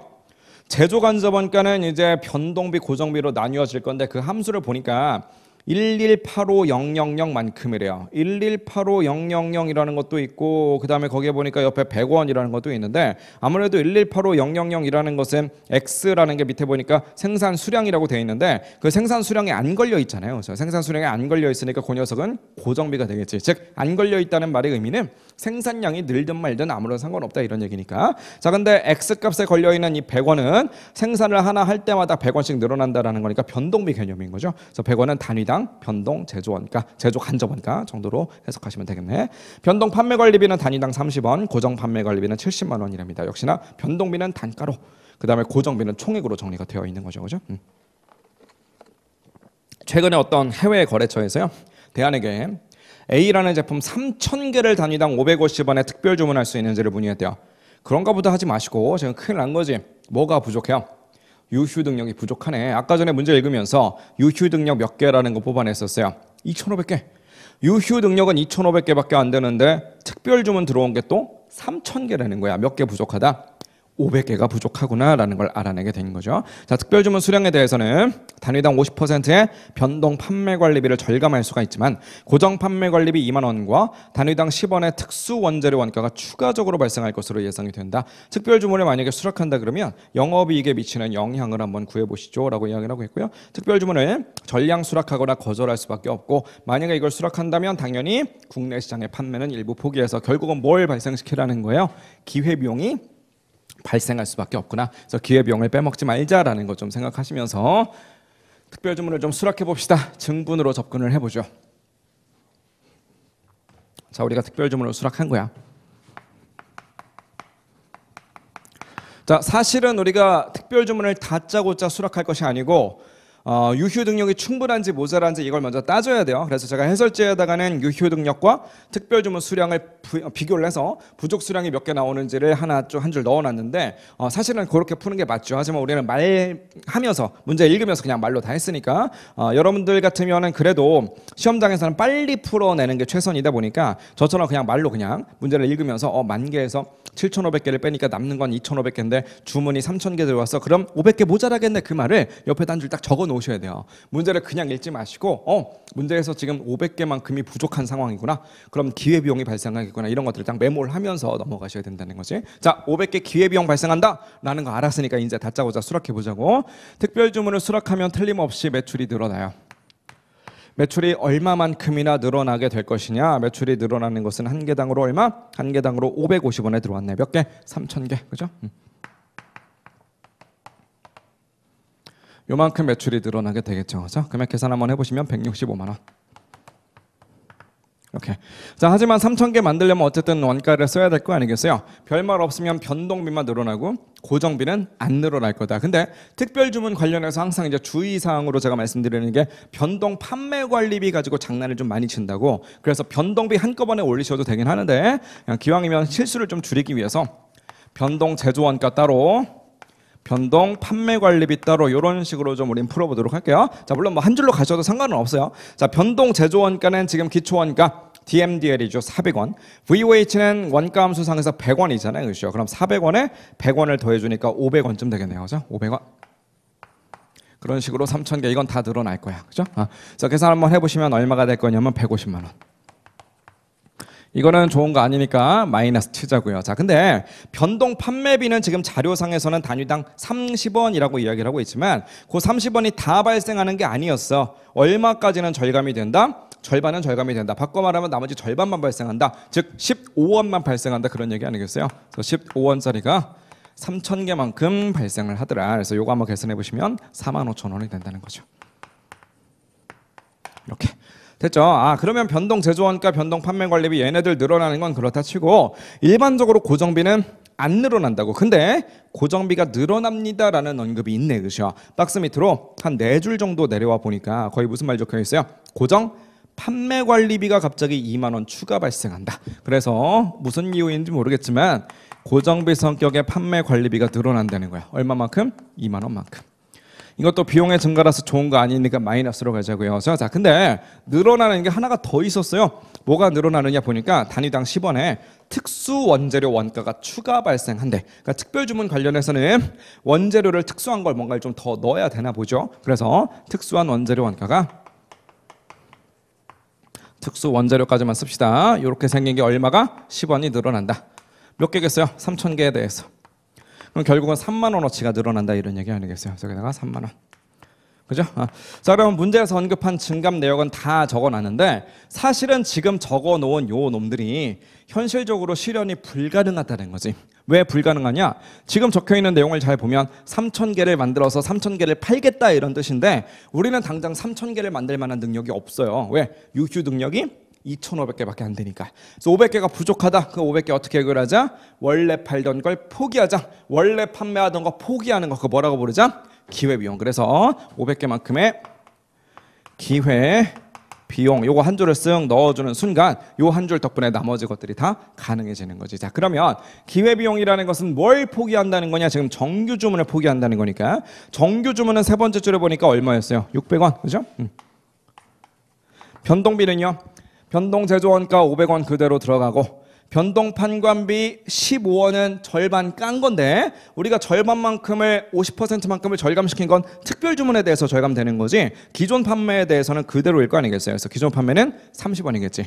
마찬가지로 특수원재료 10원 이것도 특별 주문하고만 관련이 있는 거지. 우리 정규 판매 관련해서는 저런 10원짜리 없었잖아요. 그죠? 없었으니까 결론적으로는 이 자리가 변동비 얼마일 것이다. DM과 DL 400원, VOH 100원, 또 변동 판매 관리비 30원까지 한꺼번에 녹입시다. 그럼 400원, 100원, 30원이니까 530원 정도 되겠네요. 그죠? 즉 기존의 정규 판매는 하나 팔 때마다 70원씩을 벌어다 주는 놈이었어요. 근데 그렇게 생긴 것을 몇 개 포기해야 된다? 500개 정도는 포기해야 된다라는 거니까 이 정도로 잡아주자는 거지. 계산 한번 해보시면 35,000원쯤 나오겠네요. 이렇게 하시면 되겠네. 됐죠? 자, 다 네팅하면 증분손익이 나오겠네. 계산 한번 해보시면 2만 원 정도 이렇게 계산이 될 겁니다. 할 수 있겠죠? 그죠? 2만 원 증가한다. 정답은 1번 골라주시면 되겠고 48번으로 갑시다. 48번은 표준원가 문제네요. 표준원가 문제인데 딱 봤을 때 어떻게 생겼어요? 이거는 딱 봤을 때 꽤 어려울 것처럼 느껴지는 것이 아니 물어보는 거는 지금 고정 제조간접 원가의 조업도 차이를 구하래. 그럼 일단 우리한테 고정 제조간접 원가 관련된 자료만 신나게 줬으면 그래도 조금 만만해 보였을 건데 문제에서 보면 막 노무원가 관련된 이야기 또 그냥 제조간접 원가다라고 해서 변동 제조간접 원가 포함시켜가지고 뭔가 자료를 엄청 많이 줬거든요. 그래서 아이고 이게 FOH를 물어봤지만 뭔가 DL이라든지 VOH라든지 이런 것들을 다 검토해 봐야만 FOH 관련된 차이 분석이 가능하겠구나. 이건 굉장히 어려운 문제네. 풀 수 있다라고 할지라도 뭔가 시간이 좀 오래 걸리겠네. 약간 이런 착각을 좀 불러일으키는 문제인데 사실 여러분들이 문제를 푸실 때는 어떻게 접근하셔야 되냐면 FOH를 물어봤잖아요. 고정 제조간접 원가를 물어봤으니까 일단은 고정 제조간접 원가 관련된 자료를 최대한 밀어 넣으시라고요. 그렇게 했을 적에 답이 나왔다? 그럼 다행이지 뭐 그냥 그게 답이지 뭐. 근데 만약에 그렇게 해도 안 된다 그러면 다른 방법을 써야 돼요. DL, VOH 관련된 자료가 있으니까 걔네들을 건드려 보라는 거지. 처음부터 DL과 VOH 자료가 있다라고 해서 이 모든 것들을 처음부터 다 정리한다? 그러면 너무너무 오래 걸리고 굉장히 어렵게 문제를 풀게 된다는 거지. 그래서 순서는 일단 물어보는 건 FOH니까 DL이 어쨌건 VOH가 어쨌건 자료 다 무시하시고 일단은 FOH 관련된 것만 신나게 분석하시면 돼요. 해서 혹시라도 모자라는 자료가 있다 그러면 그때서야 DL과 VOH에 눈을 돌리라는 거지. 일단은 FOH 먼저 볼게요. 자, 실제 그 다음 예산, 그 다음 마지막으로는 배부. 자, 제가 항상 강조하는 이야기 예산 금액이라는 건 뭐다? 예산 금액은 기준 조업도의 SP를 곱한 것이다. 배부 금액이란 건 뭐다? SQ 곱하기 SP다. 이거 반드시 기억하라고 말씀드렸죠. 자, 다시 한번 이야기할게요. 지금 이거 강평 강의입니다. 그냥 기출문제 해설 강의일 뿐이에요. 이론 설명하는 강의 아니라고. 그래서 지금 제가 파란색으로 적어 놓은 거 기준 조업도 곱하기 SP 뭔 소리야? 왜 배부액이 SQ 곱하기 SP야? 이거 설명드리느라고 제가 기본 강의나 객관식 강의나 2차 강의에서 요거 설명드리는 게 1시간이에요. 그죠? 근데 이거 한 문제를 풀기 위해서 이론 설명을 1시간 드릴 수는 없잖아요. 그죠? 그래서 지금은 여러분들이 이 내용 다 안다라고 치고 그냥 설명드릴 거니까 나는 이거 모르는데 하시는 분들은 이제 표준어가 공부 열심히 하셔야 된다고. 이건 중요한 거니까 이해되시죠? 자, 어쨌든 요 놈에 대한 이해는 여러분들이 뭐 교재나 강의를 좀 도움을 받아라 이런 말씀을 좀 드리면서 우리가 해야 되는 것은 조업도 차이. 지금 우리의 목표는 바로 이렇게 둘이라는 거죠. 그럼 사실상 이거 안 구해도 돼요. 뭔 상관이야 이게. 그냥 얘랑 하면 되잖아요. 이렇게 얘네 둘만. 얘네 둘에 대한 자료가 만약에 있으면 다행이고 없으면 뭔가 다른 방법을 찾자고요. 자, 쭉 자료 스캔해 보세요. 뭐가 보여요? 세 번째 점에 보니까 고정 제조간접 보니까 뭐래요? 예산. 고정 제조간접 보니까 예산. 이거 6만 원 나왔네. 뭐 이거 6만 원. 이렇게. 다만 여기 있는 이 6만 원은 기준 조업도의 SP라고요. 기준 조업도라는 대놓고 말을 쓰지는 않았지만 마침 마지막 줄에 보니까 기준 조업도로 뭘 쓴대요? 실제 최대 조업도. 이 친구가 기준 조업도 역할을 한대. 박스 안에 보니까 실제 최대 조업도가 마지막 박스에 있잖아요. 12,000시간. 그러니까 기준 조업도는 12,000시간이라고. 그럼 역산해 보세요. 12,000시간에 시간당 얼마를 때려야 6만 원이 나와야 시간당 5원이었겠지. 이렇게. 자, 그러면 여기 있는 시간당 5원 SP를 우리가 1월 1일 날 구한 거예요. 1월 1일 날 야 고정비 얼마 나올 것 같아? 6만 원. 야, 그럼 우리 실제 최대 조업도가 몇 시간 정도 될 거 아니야? 그걸 기준 조업도로 삼자. 이렇게 약속을 한 거야, 다 같이. 야, 실제 최대 조업도 한 12,000시간 될 것 같으니까 우리 그것을 말 그대로 기준 삼아서 고정 제조 간접원가의 단가를 뽑아보자. 그럼 시간당 얼마 나오겠니? 5원. 그래? 아, 그럼 그 5원을 가지고 장부에다 회계 처리하자. 그 장부에 회계 처리하는 그 금액을 배부액이다라고 부르는 거라고요. 그래서 표준원가 계산이니까 SQ 곱하기 SP로 우리 장부에다 집어넣을 거고 그거 자체가 그냥 배부액이 된다고. 그래서 시간당 5원이다라는 거 알아냈으니까 여기다가 5원 때려줄게요. 자, 그러면 여기 SQ 자리에다가는 우리가 뭐 액추얼, 스탠다드, 스탠다드다라고 해서 생산량만큼은 실제다라는 거 엄청나게 강조했었는데 지금 봤을 때 뭐 생산량이 몇 개다 그런 얘기 한마디도 없거든요. 근데 SQ 금액을 그냥 대놓고 줄 때도 있다고. 자, 이건 용어 해석의 문제인데 객관식반에서 많이 강조했던 내용이라서 객관식 강의 열심히 들으셨던 분들은 이 용어 딱 보자마자 SQ네 싶었을 거야. 뭐가 SQ예요? 보니까 실제 총 직접 노무 시간, 이건 AQ잖아. 그 밑에 보니까 무슨 말이 적혀 있어요? 실제 생산량에 허용된 표준 노무 시간이래요. 15,000시간. 이게 뭐냐면 SQSP는 액추얼의 스탠다드의 스탠다드라고, 실제 생산량 곱하기 한 개당 표준 시간 곱하기 시간당 표준 원가라고요. 근데 얘네 둘을 한꺼번에 말할 때 이걸 그냥 표준 시간이라고만 불러도 되긴 되는데 그냥 표준 시간이다라고 얘기를 하자니 얘가 실제잖아요. 그래서 그냥 표준 시간이라는 말보다는 보통 어떤 말을 쓰느냐면 실제 생산량이다, 뭐 실제 산출량이다 이런 말은 좀 쓰고 싶은 거야. 그래서 보통 저 SQ를 표현할 때 뭐라고 하냐면 실제 생산량에 허용된 표준 노무 시간이다. 실제 생산량에 허용된 표준 노무 시간이다. 보통 이렇게 얘기를 한다고요. 즉 얘네 둘이 곱해 놓은 그 결과가 이만큼이 얼마만큼이냐면 이게 15,000시간이다 라는 걸 우리한테 그냥 준 거예요. 그럼 15,000 곱하기 5 때려주면 이게 얼마냐면 75,000원이잖아요. 우리의 목표는 조업도 차이였고 조업도 차이는 얘네 둘만 있으면 되는 건데 벌써 나왔네. 이렇게 둘 간의 차이가 조업도 차이라니까요. 조업도 차이는 얼마? 15,000원이고 왼쪽이 더 작으니까 기분은 좋은 거지. 아까 전에 뭐 배합 차이, 수량 차이 앞에서 판매 부분 나왔던 거, 그 문제는 왼쪽이 더 작으면 기분이 안 좋은 거였다고, 공헌이 이익이니까. 하지만 지금은 이익이 아니라 원가잖아요. 원가니까 왼쪽이 더 작으면 기분이 좋은 거야. 그래서 얘는 유리한 차이. 그래서 15,000원 유리하다. 답은 2번. 자, 보세요. 실제 노무원가 총 발생액 260405 필요 없어요. 실제 제조 간접원가 총 발생액 192,000원도 필요 없고요. 실제 직접 노무 시간이 14,000시간이다. 뭔 상관이야? 직접 노무원가 임률 차이가 8,400원이다. 아무 필요도 없는 자료입니다. 제조 간접원가의 표준 배부율이 13.5원이다. 다 필요 없다고요. 그러니까 결국 우리한테 필요한 자료는 요게 다였어. 왜? FOH에 대해서 물어봤잖아요. FOH에 대해서 물어봤으니까 다시 한번 여러분들이 해야 될 일은 FOH 관련된 자료만 일단은 다 수집하시라고요. 걔네들만 수집해서 내 왁구에다 집어넣어. 그랬을 때 답이 나왔다 그러면 다행인 거고, 답이 안 나왔으면 그때서야 뭔가 다른 자료를 보면 되는데 마침 답이 나왔으니까 그냥 답 2번 고르고 쿨하게 넘어가면 된다고요. 이해하셨죠? 그죠? 자, 그래서 실제로는 굉장히 쉬운 문제인데 시험장에서는 자료가 너무 많다 보니까 역시 어떻게 해야 되지? 조금 어렵게 보였을 수도 있는 문제였다. 그 정도까지 설명드릴게요. 49번. 10문제 중에서 그나마 한 문제 정도 어려웠던 문제가 있습니까? 라는 걸 뽑아보라고 하면 그나마 이 49번이 조금 어려웠을 수는 있을 것 같아요. 근데 문제 자체가 어렵다기보다는 이거는 사실은 문제를 어떻게 해석할 거냐입니다.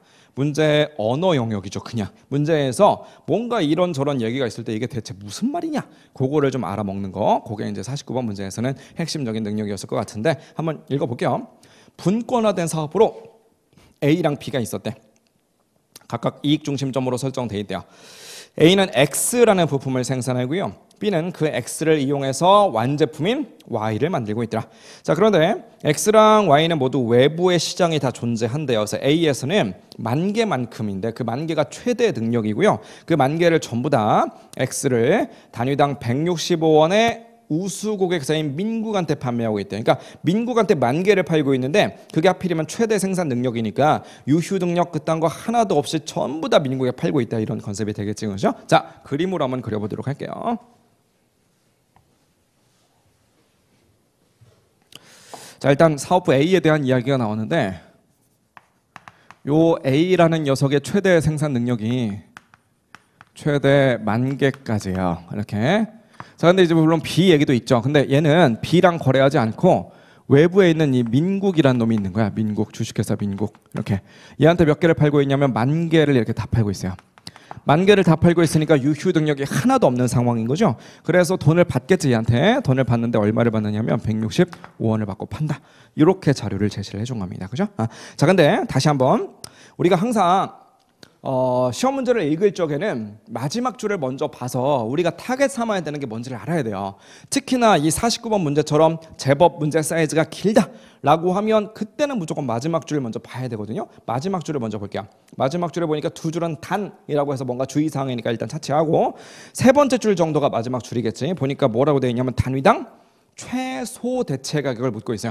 최소 대체 가격은 항상 공급 사업부와 구매 사업부 중에서 누구 얘기냐면 공급하는 애들이 야 내가 이걸 이렇게 만들어서 너한테 파는데 아무리 네가 내 친구라도 최소한 이 정도는 받아야지 네가 이거보다 더 적은 가격을 부르면 나 너한테 못 팔아 이런 개념인 거잖아요. 그렇죠? 그래서 공급 사업부 입장이라고요. 즉 이 문제에서는 사업부 B 이게 구매 사업부죠.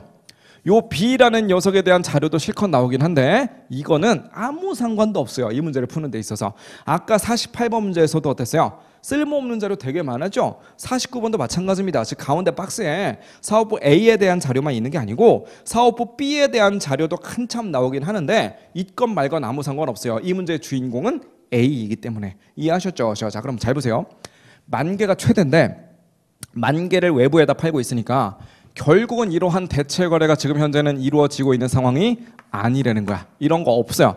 그게 없다라는 걸 한 번 더 못을 받기 위해서 뭐라고 했냐면 그 밑에 165번 밑에 사업부 B는 그러니까 박스 바로 위에 사업부 B는 X가 필요한데 그 필요한 X를 나 A한테서 사오는 게 아니라 그냥 외부에서 이렇게 구입을 하고 있는 그런 상황이었다는 거죠. 내부 대체를 받는 게 아니라 외부에서 구입하고 얘는 외부에다 팔고 그러니까 같은 회사의 두 가지 사업부이긴 한데 얘는 얘대로 외부에 팔고 얘는 얘대로 외부에서 구입하고 둘 간의 거래는 전혀 없는 그게 지금 현재 상태입니다. 이해되셨죠? 자, 박스에 있는 자료를 녹여볼 건데 다시 한번 강조하지만 B는 아무 상관없다고. 왜? 문제에서 물어보는 게 최소 대체 가격이구나 라는 걸 알게 됐으니까 최소 대체 가격이라는 건 사업부 A에 대한 이야기니까 B에 대한 자료는 필요가 없다라는 걸 우리는 알고 가야 돼요. 다시 한번 이야기하지만 이래서 마지막 줄부터 읽어야 돼요. 만약에 마지막 줄을 읽고 최소 대체 가격 문제구나 이거를 깨닫지도 못한 채 그냥 위에서부터 한 줄 한 줄 내려갔다라고 하면 사업부 B에 대한 자료까지 정리하느라고 우리가 시간을 잔뜩 써야 된다고. 이해할 수 있겠죠? 아까 48번 문제도 마지막 줄을 딱 읽었을 때 고정 제조 간접원가의 조업도 차이를 구하라는 문제구나. 그럼 일단은 FOH에 대한 왁구만 잡아놓고 그 안에서 FOH 관련된 자료만 막 집어넣으면 되는데 만약에 마지막 줄을 먼저 읽어내는 그런 작업을 안 했다? 그러면 결론적으로 뭘 해야 되냐면 DL과 VOH 관련된 자료도 다 정리해야 된다고. 그렇게 하면 못 풀어요. 설령 풀 수 있다라고 할지라도 시간이 너무나 많이 소요가 된다는 거지. 이해할 수 있겠죠? 그래서 항상 뭐 물어보는지를 알고 그 물어보는 것과 관련된 자료만 일단 정리하고 혹시나 걔네들 가지고 자료가 안 나온다면 답이 안 나온다면 뭔가 다른 자료를 통해서 힌트를 뽑아와야 되는 그런 경우도 생길 수 있다. 이 정도로 여러분들이 감을 잡아야 된다고. 이해하셨죠? 그죠? 자, 어쨌든 B에 대한 자료는 일단 스킵하고요. A 관련된 자료만 정리해 볼 건데 판가 165원은 이미 정리했고요. 변동비가 110원이더라. 변동비는 여기서 비용 쓰는 거니까 마이너스로 칠게요. 이렇게. 자, 고정원가는 일반적으로 이제 이런 최소 TP나 혹은 뭐 최대 TP도 마찬가지로 다 증분접근법의 논리에서 따갖고 와서 만든 공식이기 때문에 우리가 만약에 이 대체 거래를 한다라고 할지라도 뭐 늘어나거나 줄어들거나 하는 금액이 아니다라고 하면 관련 원가가 아니기 때문에 고려할 필요가 없어요. 고정원가는 별다른 말이 없으면 대체 거래를 설령한다라고 할지라도 변하지 않으니까 고정원가잖아요. 그렇죠? 그래서 고정원가에 대해서 만약에 별말이 없다면 여기 있는 이 10만 원이라는 고정원가는 사실은 고려하지 않아도 된다는 거. 자, 박스 밑으로 가보니까 신규 고객사가 나왔어요. 자, 여기서부터 이제 해석을 잘해야 돼요. 만세래, 만세. 지금 우리 원래 고객은 민국이죠. 근데 신규 고객사인 만세라는 놈이 우리한테 170원에 8,500개 좀 주문할 수 있을까요? 문의가 싹 들어온 거야. 그럼 A가 만세한테 그 8,500개를 만약에 팔아버리잖아요. 그럼 A는 1,500개를 B한테 대체하는 게 가능하더래. 그럼 둘이 더해보세요. 8,500개랑 1,500개. 둘을 더해주시면 몇 개냐면 10,000개고요. 그 10,000개가 우리의 최대 능력인 거잖아. 자, 그 밑에 보니까 그 만세의 주문을 그냥 수락했다고 가정하시래. 그러면 A가 지금과 동일한 영업이익을 얻으려면 최소 TP가 얼마가 되겠습니까? 라는 걸 묻고 있어요. 자, 그림으로 한번 정리해 볼게요. 다시. 자, A가 있고 B는 뭐 상관없으니까 조그맣게 이렇게 그립시다. 그죠? 최대 능력이 변하지 않았어요. 만개라고 이렇게 만개. 자, 변동비도 변한 적 없습니다. 110원. 자, 근데 이제 갑자기 무슨 일이 벌어졌냐면 만세라는 놈이 온 거야. 주식회사 만세. 주식회사 만세. 이렇게 얘가 자기한테는 170원에 팔래. 자기는 좀 비싸게 쳐주겠대 이게. 그러니까 이게 좀 이상한 거죠. 이걸 만약에 특별 주문 이렇게 해석해버리면 일반적으로 특별 주문은 야 내가 한 큐에 8,500개나 주문하니까 좀 싸게 줘 보통 이런 식인데 그게 아니라 야 니네가 지금 모든 능력을 얘한테 가고 있다며 그러면 쟤한테 가느라고 나한테 줄 유휴 능력이 없을 것 같긴 한데 나도 지금 8,500개가 필요하거든. 8,500개가 이렇게. 그럼 내가 이 8,500개를 주문한다면 기존의 10,000개보다는 조금 니네가 판매 수량이 줄어드니까 그 대신에 얘한테 파는 것보다 좀 더 비싸게 쳐줄게. 나는 170원 줄게. 이렇게 얘기를 하는 거예요. 뭔 말인지 아시겠죠? 자, 근데 잘 보세요. 일단 내부 대체고 뭐고 다 필요 없이 그냥 얘네 둘만 한번 비교해 봅시다. 얘네 둘만. 자, 잘 보세요. 자, 민국한테 파는 거 있죠? 민국한테 파는 거. 이익 얼마 나올까요? 민국한테 외부 판매. 이건 이제 외부 판매잖아요. 그러니까 외부 판매. 지금 우리가 외부 판매를 하는데 이게 이제 민국한테 파는 거야. 민국 좀 더 밑에다. 외부 판매인데 외부 판매인데 기존에 우리가 민국한테 팔았었다고 이게. 그럼 이익이 얼마가 나왔을 거냐? 한 개당 165원. 그런데 개당 변동비는 110원. 해서 하나 팔 때마다 55원을 벌죠. 그런 식으로 몇 개를 팔고 있었다? 10,000개. 요 놈을 한번 계산해 보시면은 아마 55만 원 나올 거 아니겠어요? 이렇게, 그죠? 자, 근데 만약에 만세의 주문을 수락을 하는 거야, 이렇게. 만세가 뭐라고 하냐면, 야, 네가 저쪽에 10,000개를 팔고 있다는 소문을 내가 들었는데 미안하지만 나는 10,000개까지는 필요가 없고 8,500개만 좀 구입하려고 하거든.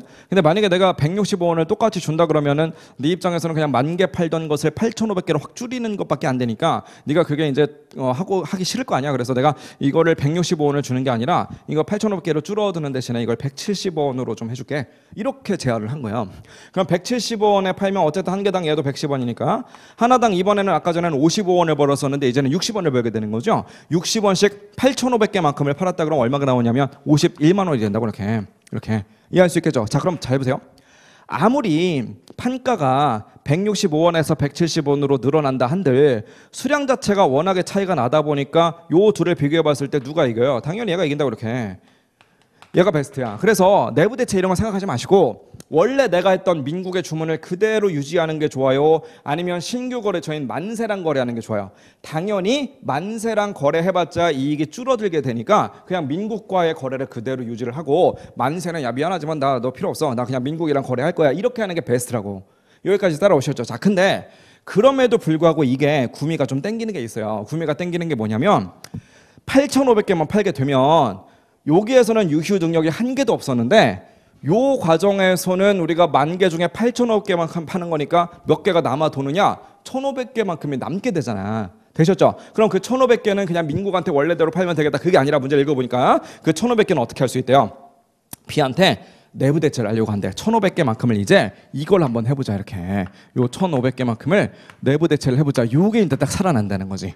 이해하셨죠? 즉 무슨 얘기냐면 요 민국이랑 거래하는 이 친구는 대체는 못해요.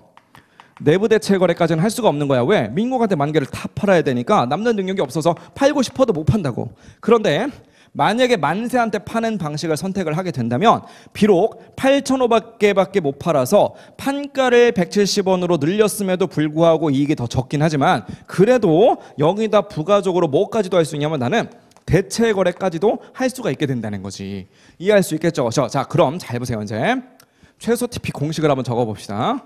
사업부 A 입장에서 최소 TP 공식이라는 것은 증분지출원가에다가 플러스 기회비용이잖아요. 이렇게. 자, 증분지출원가 얼마? 만약에 내부 대체를 해준다라고 하면 한 개당 얼마를 써야 돼요? 110원의 변동비를 일단 써야 되겠지. 하지만 고정비 늘어난다라는 말이 있어요, 없어요? 그런 말 전혀 없잖아요, 그렇죠? 없으니까 그냥 변동비 110원만 늘리면 되겠어요. 기회비용이 발생할 수밖에 없는데 기회비용이 뭐냐? 기회비용의 개념은 뭐예요? 내가 어떤 선택을 했을 때 그 선택 때문에 어쩔 수 없이 다른 무엇인가를 포기하게 되는 게 있다면 포기해서 얼마나 속상하겠어요. 내가 이놈의 선택 때문에 이걸 포기했네. 그래서 그 마음 아픈 부분을 기회비용이다라고 부른다고요. 보세요. 내가 만약에 내부 대체를 한다라고 치면 내부 대체를 하는 거니까 TP를 계산하는 거잖아요. 내부 대체를 하겠다라고 치면 어쩔 수 없이 원래는 내부 대체 안 했을 때 10,000개를 팔아서 요만큼을 늘릴 수가 있었는데 이때는 대체를 못하니까 내부 대체를 한다라고 하면 이 두 번째 걸 선택해야 되거든요. 두 번째 거를 선택하면 어쩔 수 없이 내가 원래는 55만 원을 벌 수 있었는데 51만 원밖에 못 벌어. 그래서 4만 원만큼이 날아간다고. 4만 원이 날아감에도 불구하고 내가 내부 대체를 한다라는 건 결국 내부 대체 때문에 내가 4만 원을 포기한다. 그 4만 원이 뭐다? 그게 기회비용이라는 거야. 이해하셨죠? 무슨 말인지. 그렇죠? 그래서 요 4만 원만큼이 날아가 버렸으니까 4만 원이 속상해 죽겠는 거야. 그래서 B한테 1,500개를 팔면서 이런 얘기를 하는 거죠. 야 B야, 네가 내 친구니까 이거 1,500개를 팔긴 파는데 하나 만드는데 일단 110원 들어갔어. 그럼 B가 그래 110원 들어갔구나. 내가 오늘 110원 줄게. 잠깐 가만히 있어봐. 내가 지금 그 110원 받고 팔 게 아니야. 너 때문에 지금 속상해 미치겠어 이놈아. 이러는 거야. 그 B가 뭐라고 하냐면 아니 110원 주고 만들었다며. 그럼 110원 주면 됐지 뭘 또 그렇게 요구를 하려고 그래. 그러니까 A가 이런 얘기를 하는 거지. 봐봐, 내가 원래는 민국한테 10,000개를 팔고 있었어. 근데 만세라는 놈이 자기는 또 8,500개가 필요하다. 그래서 이 8,500개만 팔면 되니까 마침 그럼 1,500개 남기 때문에 너한테 지금 팔려고 하는 거거든. 근데 봐봐, 얘네들이 8,500개로 줄다 보니까 아무리 쟤네들이 5원을 나한테 더 쳐준다라고 할지라도 원래는 내가 외부에다 민국한테 팔면서 그래도 55만 원을 벌던 놈이거든. 근데 8,500개를 지금 만세한테 팔면서 그 외부에다 팔던 이익이 51만 원으로 줄어들었어. 솔직히 말해서 내가 너한테 이놈의 1,500개를 내부 대체하지 않는다면 만세 그놈의 어떤 주문 거절해도 돼. 그거 거절하고 그냥 원래 하던 대로 민국한테 팔면 55만 원 벌 수 있고 내가 얼마나 좋았겠니. 근데 그 55만 원 다 포기하고 너한테 지금 파느라고 외부에선 내가 지금 51만 원밖에 못 땡기고 있어. 그래서 너한테 이거 내부 대체하는 바람에 나는 지금 4만 원씩의 손해를 보고 있어서 그게 너무 속상해 죽겠으니까 미안하지만 친구야, 그 4만 원도 네가 책임져 이 자식아. 이렇게 하는 거야. 그죠? 그럼 그 4만 원을 어떻게 책임질까 딱 물어본다면 내가 지금 너한테 넘기는 게 1,500개잖냐. 그 1,500개 가격에다가 내 속상한 마음 4만 원을 녹여서 그만큼은 더 받아야 되겠다 이런 얘기야. 그럼 한 개당으로 따져준다면 몇 개로 나눠주면 되느냐? 1,500개로 나눠주면 된다는 거지. 대체하는 게 1,500개니까. 그럼 딱 봐도 이게 안 떨어지거든요. 안 떨어져서 마지막에 보니까 뭐 하래요? 그냥 근사치로 가래잖아요. 그렇죠? 그래서 이게 안 떨어지게 뭐 136.6666 이렇게 나올 거야 아마. 그래서 137원이다 이런 식으로 계산하시면 되겠지. 됐죠? 그래서 정답은 3번 고르시면 됩니다. 자, 제가 첨부 파일을 올려놓을 거예요. 첨부 파일 좀 다운 받으셔서 해설지 첨부 파일의 4페이지 좀 펼쳐보세요. 해설지의 4페이지. 이건 눈으로만 봅시다. 49번 문제 해설 보이시죠? 자, 칠판에 적어놓은 해설 그대로 적어놨는데 그 밑에 보시면 제가 별해를 2개 적어놨어요. 첫 번째 건 그냥 CVP로 푼다는 건 결국은 이제 총액접근법으로 푼다는 거거든요. CVP로 하나 풀어놨고요. 별의 1번은 그래서 CVP로 접근한 거고, 별의 2번은 뭐냐면 그냥 관련 원가 분석으로 증분접근법으로 분석을 한 거야. 그래서 이런 방식으로 풀어도 된다는 거야. 자, 별의 1번 보세요. 지금 문제에서 요구하는 건 뭐냐면 현재랑 이익이 똑같아지도록 대체 가격을 정해봐라라는 거잖아요. 그 현재 이익을 구하면 되잖아. 현재는 이익이 얼마예요? 민국한테 10,000개 팔죠. 민국한테 10,000개를 파는데 165원에서 110원을 빼주니까 한 개당 55원을 우리가 번다. 그런 식으로 10,000개를 팔잖아요. 그죠? 근데 고정비도 10만 원 있으니까 최종적인 이익을 구한다 그럼 45만 원이라고. 그죠? 자, 대체 후는요 어때요? 이제는 민국한테 못 팔지. 대체를 한다는 얘기는 8,500개만 팔아야 대체가 가능하니까. 그래서 8,500개만큼을 만세한테 판다 이거야. 그러니까 10,000개는 아까 전에 현재 거는 민국 건데 지금 대체 후에 그 8,500개는 만세 거인 거지. 그래서 만세한테 8,500개를 파는데 그때는 170원 받기로 했으니까 개당으로 60원이죠. 60원 곱하기 8,500개. 근데 우리가 8,500개를 만세한테 팔면 1,500개 남으니까 나머지 1,500개는 내부에다 대체해야 되는 거야. 대체할 때 얼마를 받을 거냐 그거 모르겠으니까 TP라는 미지수를 썼어요. TP에서 변동비는 어차피 110원이니까 빼줍니다. 거기다 1,500개 때려주자는 거지. 고정비가 10만 원 있으니까 고정비도 차감을 했어요. 근데 현재나 대체 후나 고정비 10만 원이다 라는 건 어차피 똑같으니까 사실은 윗식이나 아래식이나 10만 원은 관련 원가가 아니라서 둘 다 지워놓고 생각해도 상관없어요. 어차피 증분의 개념으로는 10만 원이 지워지는 거니까 공식으로 풀 때도 그 10만 원의 고정비는 고려하지 않아도 상관이 없다 이런 얘기야. 그래서 사실은 지금 별의 1번에서도 그 10만 원이다 마이너스를 제가 다 쳐놨는데 요거는 그냥 영업이익을 제가 공식화하느라고 그랬던 거고 10만 원은 두 식에서 다 지워놓고 해도 결과는 똑같게 되겠지. 어쨌든 두 식을 정리한 다음에 그 녀석이 서로 같다라고 놓으려면 TP가 얼마면 되냐면 그게 137원이면 되거든요. 그러니까 대체후가 더 유리하려면 137원보다 커야 되니까 137원보다는 커야 내가 대체를 할 생각이 있다. 그럼 최소 137원 받아야 된다 그런 얘기잖아요. 그래서 137원이 최소 대체 가격이 된다는 거지. 됐죠? 나는 이런 CVP보다는 뭔가 의사결정을 할 때는 죽어도 증분접근법이 편하다 하시는 분들은 별의 2번처럼 풀어도 돼요. 만약에 내가 내부 대체를 한다 그러면 만세한테 신규 주문 받은 거 그놈만큼의 이익이 갑자기 생겨버리는 거죠. 170원에서 110원을 뺀 60원짜리 곱하기 8,500개 이게 생긴다는 거야. 근데 내부 대체로서의 이익도 생기는 거죠. 걔는 TP를 받아요. 하지만 110원만큼은 써야 되겠고 수량은 1,500개입니다. 하지만 포기하는 게 있죠. 원래 내가 민국이랑 기존의 주문이 있었는데 그놈한테 10,000개 팔던 거 얘는 55원 벌던 애거든요. 그거 10,000개만큼이 없어지는 거니까 걔는 마이너스로 가자는 거지. 다 네팅했을 때 0보다 크다라고만 놓으면 되는 거잖아요. 요걸 계산해도 어쨌든 똑같이 137원보다 크다 이렇게 나옵니다. 그래서 개인적으로 이제 대체 거래 문제니까 당연히 이런 공식으로 풀면 돼요. 이렇게 풀리는 게 가장 간단한 방법인데 난 도저히 이렇게 못하겠다. 혹은 이 공식으로 풀긴 풀었는데 과연 내가 제대로 푼 건지 확신이 없어서 검사를 좀 하고 싶다 하시는 분들은 별의 1번이나 별의 2번처럼도 한번 해보세요. 이해할 수 있겠죠? 자, 마지막으로 문제 50번을 좀 풀어볼게요. 50번은 말 문제네. 품질원가. 자, 품질원가 뭐뭐 있었어요? 네 가지. 품질원가 네 가지 뭐뭐. 예방원가와 평가원가. 얘네 둘은 통제원가였죠. 그렇죠?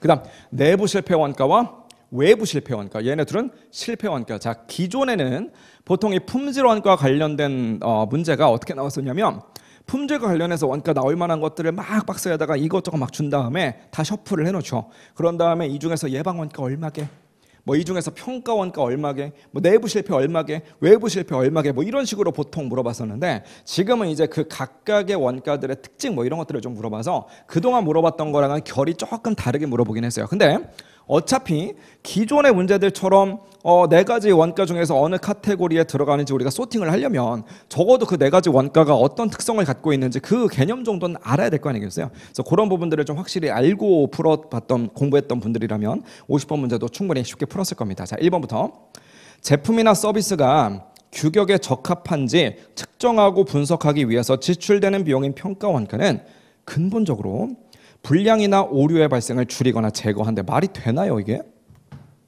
평가를 많이 한대. 우리가 컨베이어 벨트 이렇게 쭉 있고 중간에 여기에 이제 검사 기계가 싹 있는 거예요. 그럼 이 검사 기계를 가지고 이게 불량인지 아닌지 검사를 막 해. 이 검사를 막 하면은 이 회사의 어떤 불량품은 갑자기 막 없어져요? 그러니까 아니잖아. 불량인지 아닌지 그냥 찾아낼 뿐인 거지 불량률 자체가 갑자기 줄어들거나 이러는 건 절대로 아니라고. 이해하셨죠? 그죠? 자, 여러분 단순히 모의고사만 본다라고 해서 여러분들이 뭔가 문제를 틀릴 확률이 줄어드나요? 그냥 모의고사만 열심히 보면 실력이 막 올라가요? 아닐 거 아니야. 모의고사를 보는 이유는 내 지금 현재 상태가 어느 정도인지, 내가 지금 어느 정도 점수를 맞을 만한 실력을 갖고 있는지 이걸 그냥 확인하는 것뿐인 거예요. 모의고사 점수가 뭐 60점이 나왔다. 모의고사 점수가 50점이 나왔다. 그 사실만으로 내 실력이 오르진 않아요. 내 실력이 오르려면 어떻게 해야 돼? 그 평가의 결과 내가 이러이러한 부분에 좀 문제가 있구나, 이러이러한 개념이 좀 약하구나, 그럼 그걸 공부를 해야 실력이 올라가는 거지. 그러니까 평가를 해서 그냥 그 평가 자체만으로 해서 근본적으로 뭔가 제거되는 게 아니라 평가를 했으면 야 평가를 쭉 해보니까 이게 뭔가 문제가 좀 있는 것 같더라. 그럼 그 문제 있는 부분을 뭔가 개선한다, 이런 게 같이 들어가야만 불량률이 좀 줄든지 말든지 하겠지. 근데 동그라미 1번은 지금 평가만 해도 근본적으로 불량이나 오류가 다 줄어들거나 제거가 된다라고 했으니까 말도 안 되는 소리라고. 1번은 틀린 말이고요. 2번 불량품으로 인해서 평판이 좀 악화가 됐대. 불량품으로 인해서 평판이 악화되려면 전제 조건은 뭐야? 불량품을 팔아버린 거야. 일단 불량품이 나왔다는 것 자체가 실패 원가예요. 그죠? 근데 그 불량품을 안 팔고 내가 내부적으로 발견했으면 평판이 나빠질 일이 없어. 우리끼리만 알고 야 불량품 나왔다 그냥 버리면 되는 거니까. 근데 불량이 나왔는데 미처 그거를 발견하지 못해서 팔아버린 거야. 그걸 팔았으면 누가 피해를 보겠어요? 소비자가 피해를 보겠지. 그럼 일반적으로 뭐 환불해 주세요, 그죠? 뭐 교환해 주세요. 이 정도로 끝나는 게 그나마 천만다행이겠네. 뭔가 피해를 봤으면 어떻게 돼요? 소송 들어와요. 뭐 손해배상 해줘야 돼. 더 큰 건 뭐예요? 더 심한 건 그냥 차라리 그 고객이랑 소송만 살짝 들어오면 괜찮을지도 몰라. 뉴스를 들어봤더니 우리 회사가 나오는 거야. 어떤 회사가 불량품을 팔아서 소비자들이 이렇게 막 단체로 피해를 받았습니다.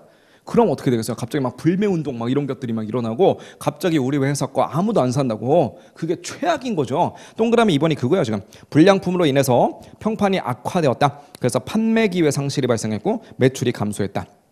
누가 봐도 아주 중요한 품질 원가인 거죠. 품질 원가 4가지 분류 중에서 어디에 집어넣을까요? 당연히 외부 실패 원가 여기다 넣으면 되겠네, 그죠? 자, 동그라미 3번이요. 통제 원가와 실패 원가는 일반적으로 정의 관계일 때, 뭐 이건 그냥 간단하게 한번 해볼까요?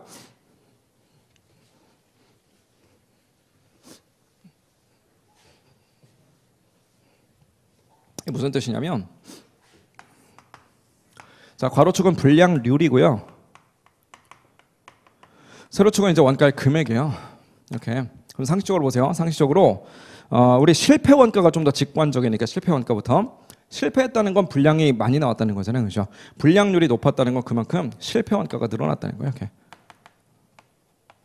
이렇게. 그죠? 자, 근데 통제 원가라는 것은 예방하고 평가하고 이런 거잖아요, 그렇죠? 그러면 예방하고 평가하고 또 평가를 했더니 분량이 많이 나와서 또 예방에 좀 더 힘쓰고 어쨌든 분량이 최대한 안 나오도록 우리가 분량 나오기 전에 뭔가 미연에 방지하려고 돈 쓰는 거잖아요, 그렇죠? 즉 통제를 빡세게 하면 그만큼 분량은 좀 덜 나오거든요, 그죠? 그래서 분량률이 줄어들었다는 건 통제를 엄청 빡세게 했다는 것이고 반대로 분량률이 많이 나왔다는 건 통제를 좀 대충 했다는 거잖아요, 그렇죠? 그래서 통제 원가는 보통은 이렇게 그려진다고. 이게 바로 통제 원가인 거죠. 어떤 관계였어요? 정의 관계가 아니라 서로 반대잖아. 부의 관계였다. 이렇게 말을 해야 되겠지. 부호도 플러스가 아니라 마이너스로 좀 적었어야 되겠죠. 그래서 부의 관계다. 자, 참고로 좀 덧붙이자면 이건 전통적인 관점이에요. 전통적인 관점.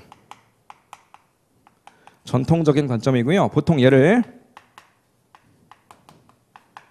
허용 가능 품질 관점이다. 허용 가능 품질 관점이다. 뭐 보통 이런 식으로 표현을 해요. 뭔가 좀 허용된다 이 말이 좀 포인트인데 허용된다는 건 이제 무슨 얘기냐면 얘도 줄여야 되고 얘도 줄여야 되잖아요. 우리가 일반적으로 불량률이라고 하면 직관적으로 실패 원가만 떠올리다 보니까 실패 원가가 줄어야지 좋죠. 그럼 당연히 불량률은 0이 돼야 된다. 항상 이런 관점을 갖고 있는데 너무 실패 원가를 줄이려고 노력하다 보면 반대로 통제 원가가 너무 많이 들어가다 보니까 오히려 전체적인 우리 품질 원가는 좀 많이 들 수 있다는 거예요. 한마디로 이 노란 그래프 두 개를 합친 게 바로 품질 원가거든요. 합치면 그래프가 이렇게 나온다고요. 이게 이렇게 이런 식으로. 그래서 이게 이제 품질 원가라는 건데 자세히 보시면 불량률이 0으로 되면 오히려 이게 엄청 늘어나죠. 왜 그러냐면 통제 원가 때문에 그렇다는 거야. 그래서 과거에는 어떻게 생각했냐면 야, 불량률을 너무 낮추려고 했더니 통제 원가 너무 많이 들어간다. 이래서는 안 되겠으니까 어느 정도는 좀 널널하게 허용을 하자. 이렇게 여기가 최적의 불량률인 것 같다. 요 정도는 말 그대로 허용을 좀 해주는 게 좋겠다 해서 허용 가능 품질 관점이다 이렇게 불렀다고요. 이해하셨죠? 자, 근데 최근에는 좀 달라요. 최근에는 불량률은 무조건 빵으로 가야 된다라고 주장을 합니다. 똑같은 그래프를 한번 그려볼게요. 여기는 불량률, 여기는 원가의 금액. 자, 실패 원가는 똑같아요. 실패 원가는 불량이 많이 나오면 이렇게 돼요. 이렇게. 자, 아까 전에 지문 하나 안 본 것 같은데 그러고 보니까 4번. 4번, 5번도 안 봤구나. 자, 어쨌든 자, 실패 원가는 이렇게 생겼고 통제 원가는 원래는 이렇게 가야 되는데 통제 원가를 우리가 그릴 적에 보통 어떻게 그리냐면 통제 원가는 이렇게 그려요. 이렇게 가다가 얘가 원래는 이렇게 가야 되는데 가다가 여기서 이렇게 확 꺾어진다. 이렇게 봐요, 보통. 이렇게. 이게 이제 통제 원가라는 거야. 그래서 둘을 합쳐보면 결론부터 보면 얘가 이렇게 해서 이렇게. 이게 이제 품질 원가가 이렇게 생겼다라고 이야기를 합니다. 이렇게. 그러니까 원래는 대충 한 여기쯤에서 최소의 품질 원가가 최소화가 됐었는데 지금은 뭐라고 하냐면 여기가 최소다 이렇게. 그래서 요만큼이 최적이다. 그래서 불량률은 말 그대로 0으로 가는 게 좋다. 불량률은 떨어뜨릴수록 좋다라고 이제 이야기를 하거든요. 그래서 이게 최근의 관점인데 최근의 어떤 관점인데 최근의 어떤 최신 이론인데 최근인데 이게 요 녀석을 우리가 보통 뭐라고 하냐면 무결점 추구의 관점이다. 보통 이렇게 불러요. 말 그대로 무결점을 추구한다는 거지. 불량률은 0이어야만 한다. 이런 식으로 보통 이야기를 한다는 거죠. 자, 그러면 통제 원가가 이렇게 멀쩡히 가다가 갑자기 여기서 왜 뚝 떨어지느냐라는 건데 이게 통제 원가가 보통 뭐 예방하고 이런 것들이 통제 원가거든요. 뭐 평가 원가도 통제 원가긴 하지만 자, 예방으로 얘기를 해봅시다. 예방을 한다는 건 뭐냐면 이런 거예요. 기계를 멀쩡해 보이는데도 불구하고 정기적으로 주기적으로 뭐 예를 들어서 한 달에 한 번 그 기계를 다 뜯어서 안에 혹시 뭐 고장 나는 거 있는지 뭐 기름칠이라도 좀 해야 되는 거 있는지 이런 것들을 맨날 점검을 하는 거야. 그럼 사실 쓸데없이 돈 쓸 때도 되게 많겠죠. 왜? 까봤더니 멀쩡해. 아무런 문제도 없어. 근데 괜히 뜯었다가 기름 한번 치고 닫아버리는 거야. 그럼 사람들이 보기에는 이거 이 돈 아깝게 못하러 쓰나? 이런 예방 원가는 안 써도 되지 않나? 그래도 맨날 돈을 쓰는 거야. 왜? 그래야 불량이 안 나올 테니까. 뭔 말인지 아시겠죠? 그죠? 자, 외부 강사 초빙에다가 우리 회사 직원들을 맨날 교육을 시키는 거야. 한 달에 한 번씩 교육을 시켜. 품질이 어떻게 하면 좋아지는지, 어떻게 하면 불량이 안 나오는지 국내 최대 전문가들을 막 강사로 불러가지고 우리 회사 직원들한테 교육을 막 하는 거야. 돈이 엄청나게 들어가는 거야. 강의료로. 그럼에도 불구하고 그 돈이 아깝지 않게 막 써요. 왜 그딴 짓을 하느냐? 그러면 그래도 어쨌든 직원들이 똘똘해지면서 불량이 안 나올 테니까. 이해할 수 있겠죠? 그래서 사실은 불량률을 줄어들게 만들려면 통제원가를 많이 써야 된다 그거야. 자, 그런데 이 짓을 엄청 해놓은 거야. 무지하게 많이 해놨더니만 이제는 외부 강사를 굳이 초빙하지 않아도 돼요. 왜? 하도 그동안 교육을 많이 시켜놔가지고 우리 애들이 대한민국에서 최고 전문가가 됐어. 더 이상 돈 안 써도 되는 그런 날이 오는 거죠. 기계를 맨날 이렇게 뭔가 수리를 하고 뭐 기름치고 이런 것들을 했더니 우리가 이제 어느 정도 안 거야. 기존에는 뭐 일주일에 한 번씩 했는데 야 2주에 한 번만 해도 된다. 한 달에 한 번만 해도 된다. 이런 것들을 좀 알게 된 거야. 그리고 워낙에 관리를 잘해가지고 더 이상 고장이 나지를 않아요. 얘네들이. 다른 회사들보다 훨씬 더 오래 쓰고 훨씬 더 이게 퀄리티가 좋아. 그럼 더 이상 이거 통제하느라고 돈을 다른 회사들만큼 많이 안 써도 된다는 거죠. 이해할 수 있겠죠? 또 하나 대표적으로 보통 뭐 예를 들어서 원재료 같은 것들을 사온다라고 했을 적에 그 원재료를 사올 때 아무 회사나 거래를 하지 않고 막 무슨 뭐 싸게 부르는 회사 뭐 가까운 회사 이런 애들하고 대충 거래하는 게 아니라 엄청 막 발품을 팔고 돌아다니는 거예요. 어떤 회사가 가장 양질의 부품을 우리한테 제공할 능력을 갖고 있는지, 과거에 뭐 사고 친 적은 없는지, 공장에서 일하는 종업원들이나 뭐 사장님이나 뭐 공장장이나 이런 사람들하고 다 인터뷰를 해가면서 이 사람들 마인드가 과연 어떠한지, 또 공장의 어떤 청결 상태, 위생 상태 이런 것들이 얼마나 잘 되고 있는지, 점검은 얼마나 수시로 하는지 이런 것들을 맨날 가서 보는 거야. 본 다음에 가장 베스트다 싶은 어떤 회사랑 딱 거래를 터버리는 거죠.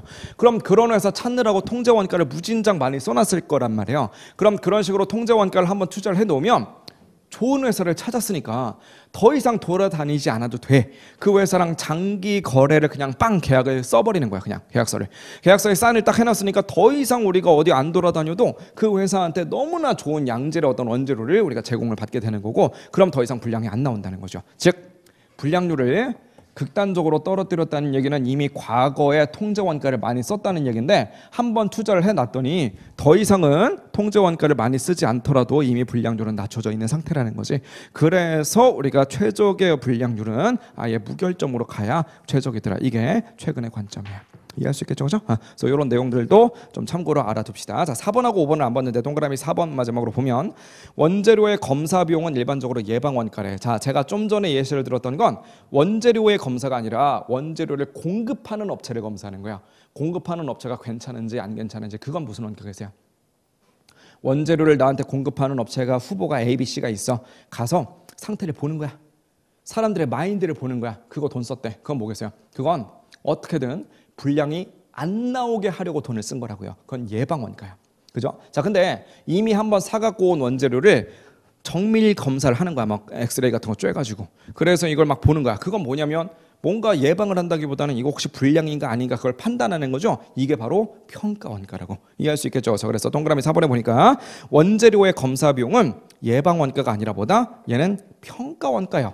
그 원재료의 공급업체를 평가한다 그러면 걔는 예방원가가 되는 거라고. 이해할 수 있겠죠? 그래서 예방원가로 분류한다라고 하고 싶으면 원재료의 공급업체를 평가하는 비용 이렇게 하든지, 아니면 원재료의 검사 비용이다라고 하고 싶으면 이것을 예방원가로 가지 말고 평가원가라고 하든지, 그렇게 했어야만 맞는 말이 됐겠죠? 어쨌든 4번은 틀린 말. 답은 5번이겠네. 외부 실패원가는 품질원가 중에서 일반적으로 가장 규모가 크대요. 외부 실패원가가 딱 봐도 최악인 거예요.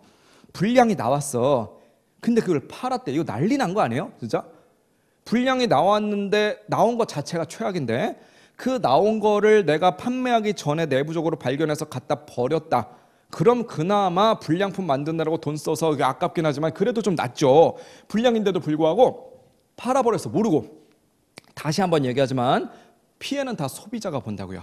그럼 소비자들을 위해서 우리가 뭔가 배상을 해야 된다는 거지. 더 최악은 뭐예요? 뉴스에 나온다니까요. 아까 전에 나왔던 거 불량품으로 인한 평판 악화. 뉴스에 막 우리 회사 최악이다 이런 것들 막 나와가지고 사람들이 막 불매 운동하고 막 이런 식으로 가면 회사 망해요. 이거 잘못하면. 즉 외부 실패 원가는 정말 최악입니다. 그래서 실패 원가를 줄이려고 통제 원가를 쓰는 건데 그 중에서도 어떻게든 외부 실패 원가는 한 번 발생하면 난리라는 거라서 이런 외부 실패 원가는 어떻게든 줄일 생각을 해야지 된다는 거지. 그래서 이 외부 실패 원가는 일반적으로 봤을 때 가장 규모가 크다. 당연히 맞는 말이 되겠지. 그래서 옳은 말을 골라보세요. 동그라미 5번을 고르시면 되겠습니다. 이해할 수 있겠죠? 그죠?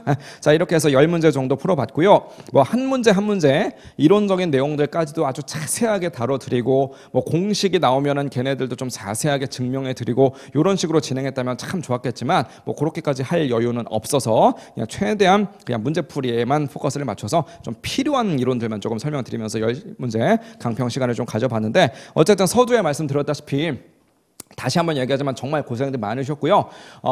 이게 지금 이 강평을 들으시는 분들은 아마 이제 1차 시험을 재도전을 하신다든지 아니면 초시로 진입을 해서 처음으로 이제 이런 어떤 강평 강의를 좀 보신다든지 아니면 뭐 1차 합격하고 2차생이 됐는데 그래도 내가 풀어봤던 문제들 중에 내가 조금 이제 감이 안 오는 문제가 있었어 그걸 좀 다시 한번 본다든지 뭐 여러 종류의 수험생분들이 계시겠죠. 근데 어쨌든 중요한 건 뭐냐면 정말 최선을 다하세요. 지금 내가 뭐 2차생이든 1차생이든 요즘에 가장 많이 받는 질문이 전략적으로 내가 도대체 뭘 어떻게 봐야 되느냐 2차 연습서를 미리 봐야 되느냐 또 2차로 가신 분들은 내가 이제 그 5과목 다 챙기긴 좀 어렵고 전략적으로 이제 뭐를 좀 챙겨야 될지 고민이다 이런 것들에 대한 상담을 되게 많이 하시는데 뭐 나름대로 제가 맞춤으로 상담을 해드리고는 있지만 사실 정답은 없어요. 근데 딱 한 가지 확실한 건 있어요. 뭐가 확실하냐면 어떤 전략을 어떻게 짜든지 간에 그냥 정말 절실한 마음을 가지고 정말 진정성을 가지고 정말 진심으로 최선을 다하신다면 나중에 후회가 남지 않도록 정말 진심으로 최선을 다하신다면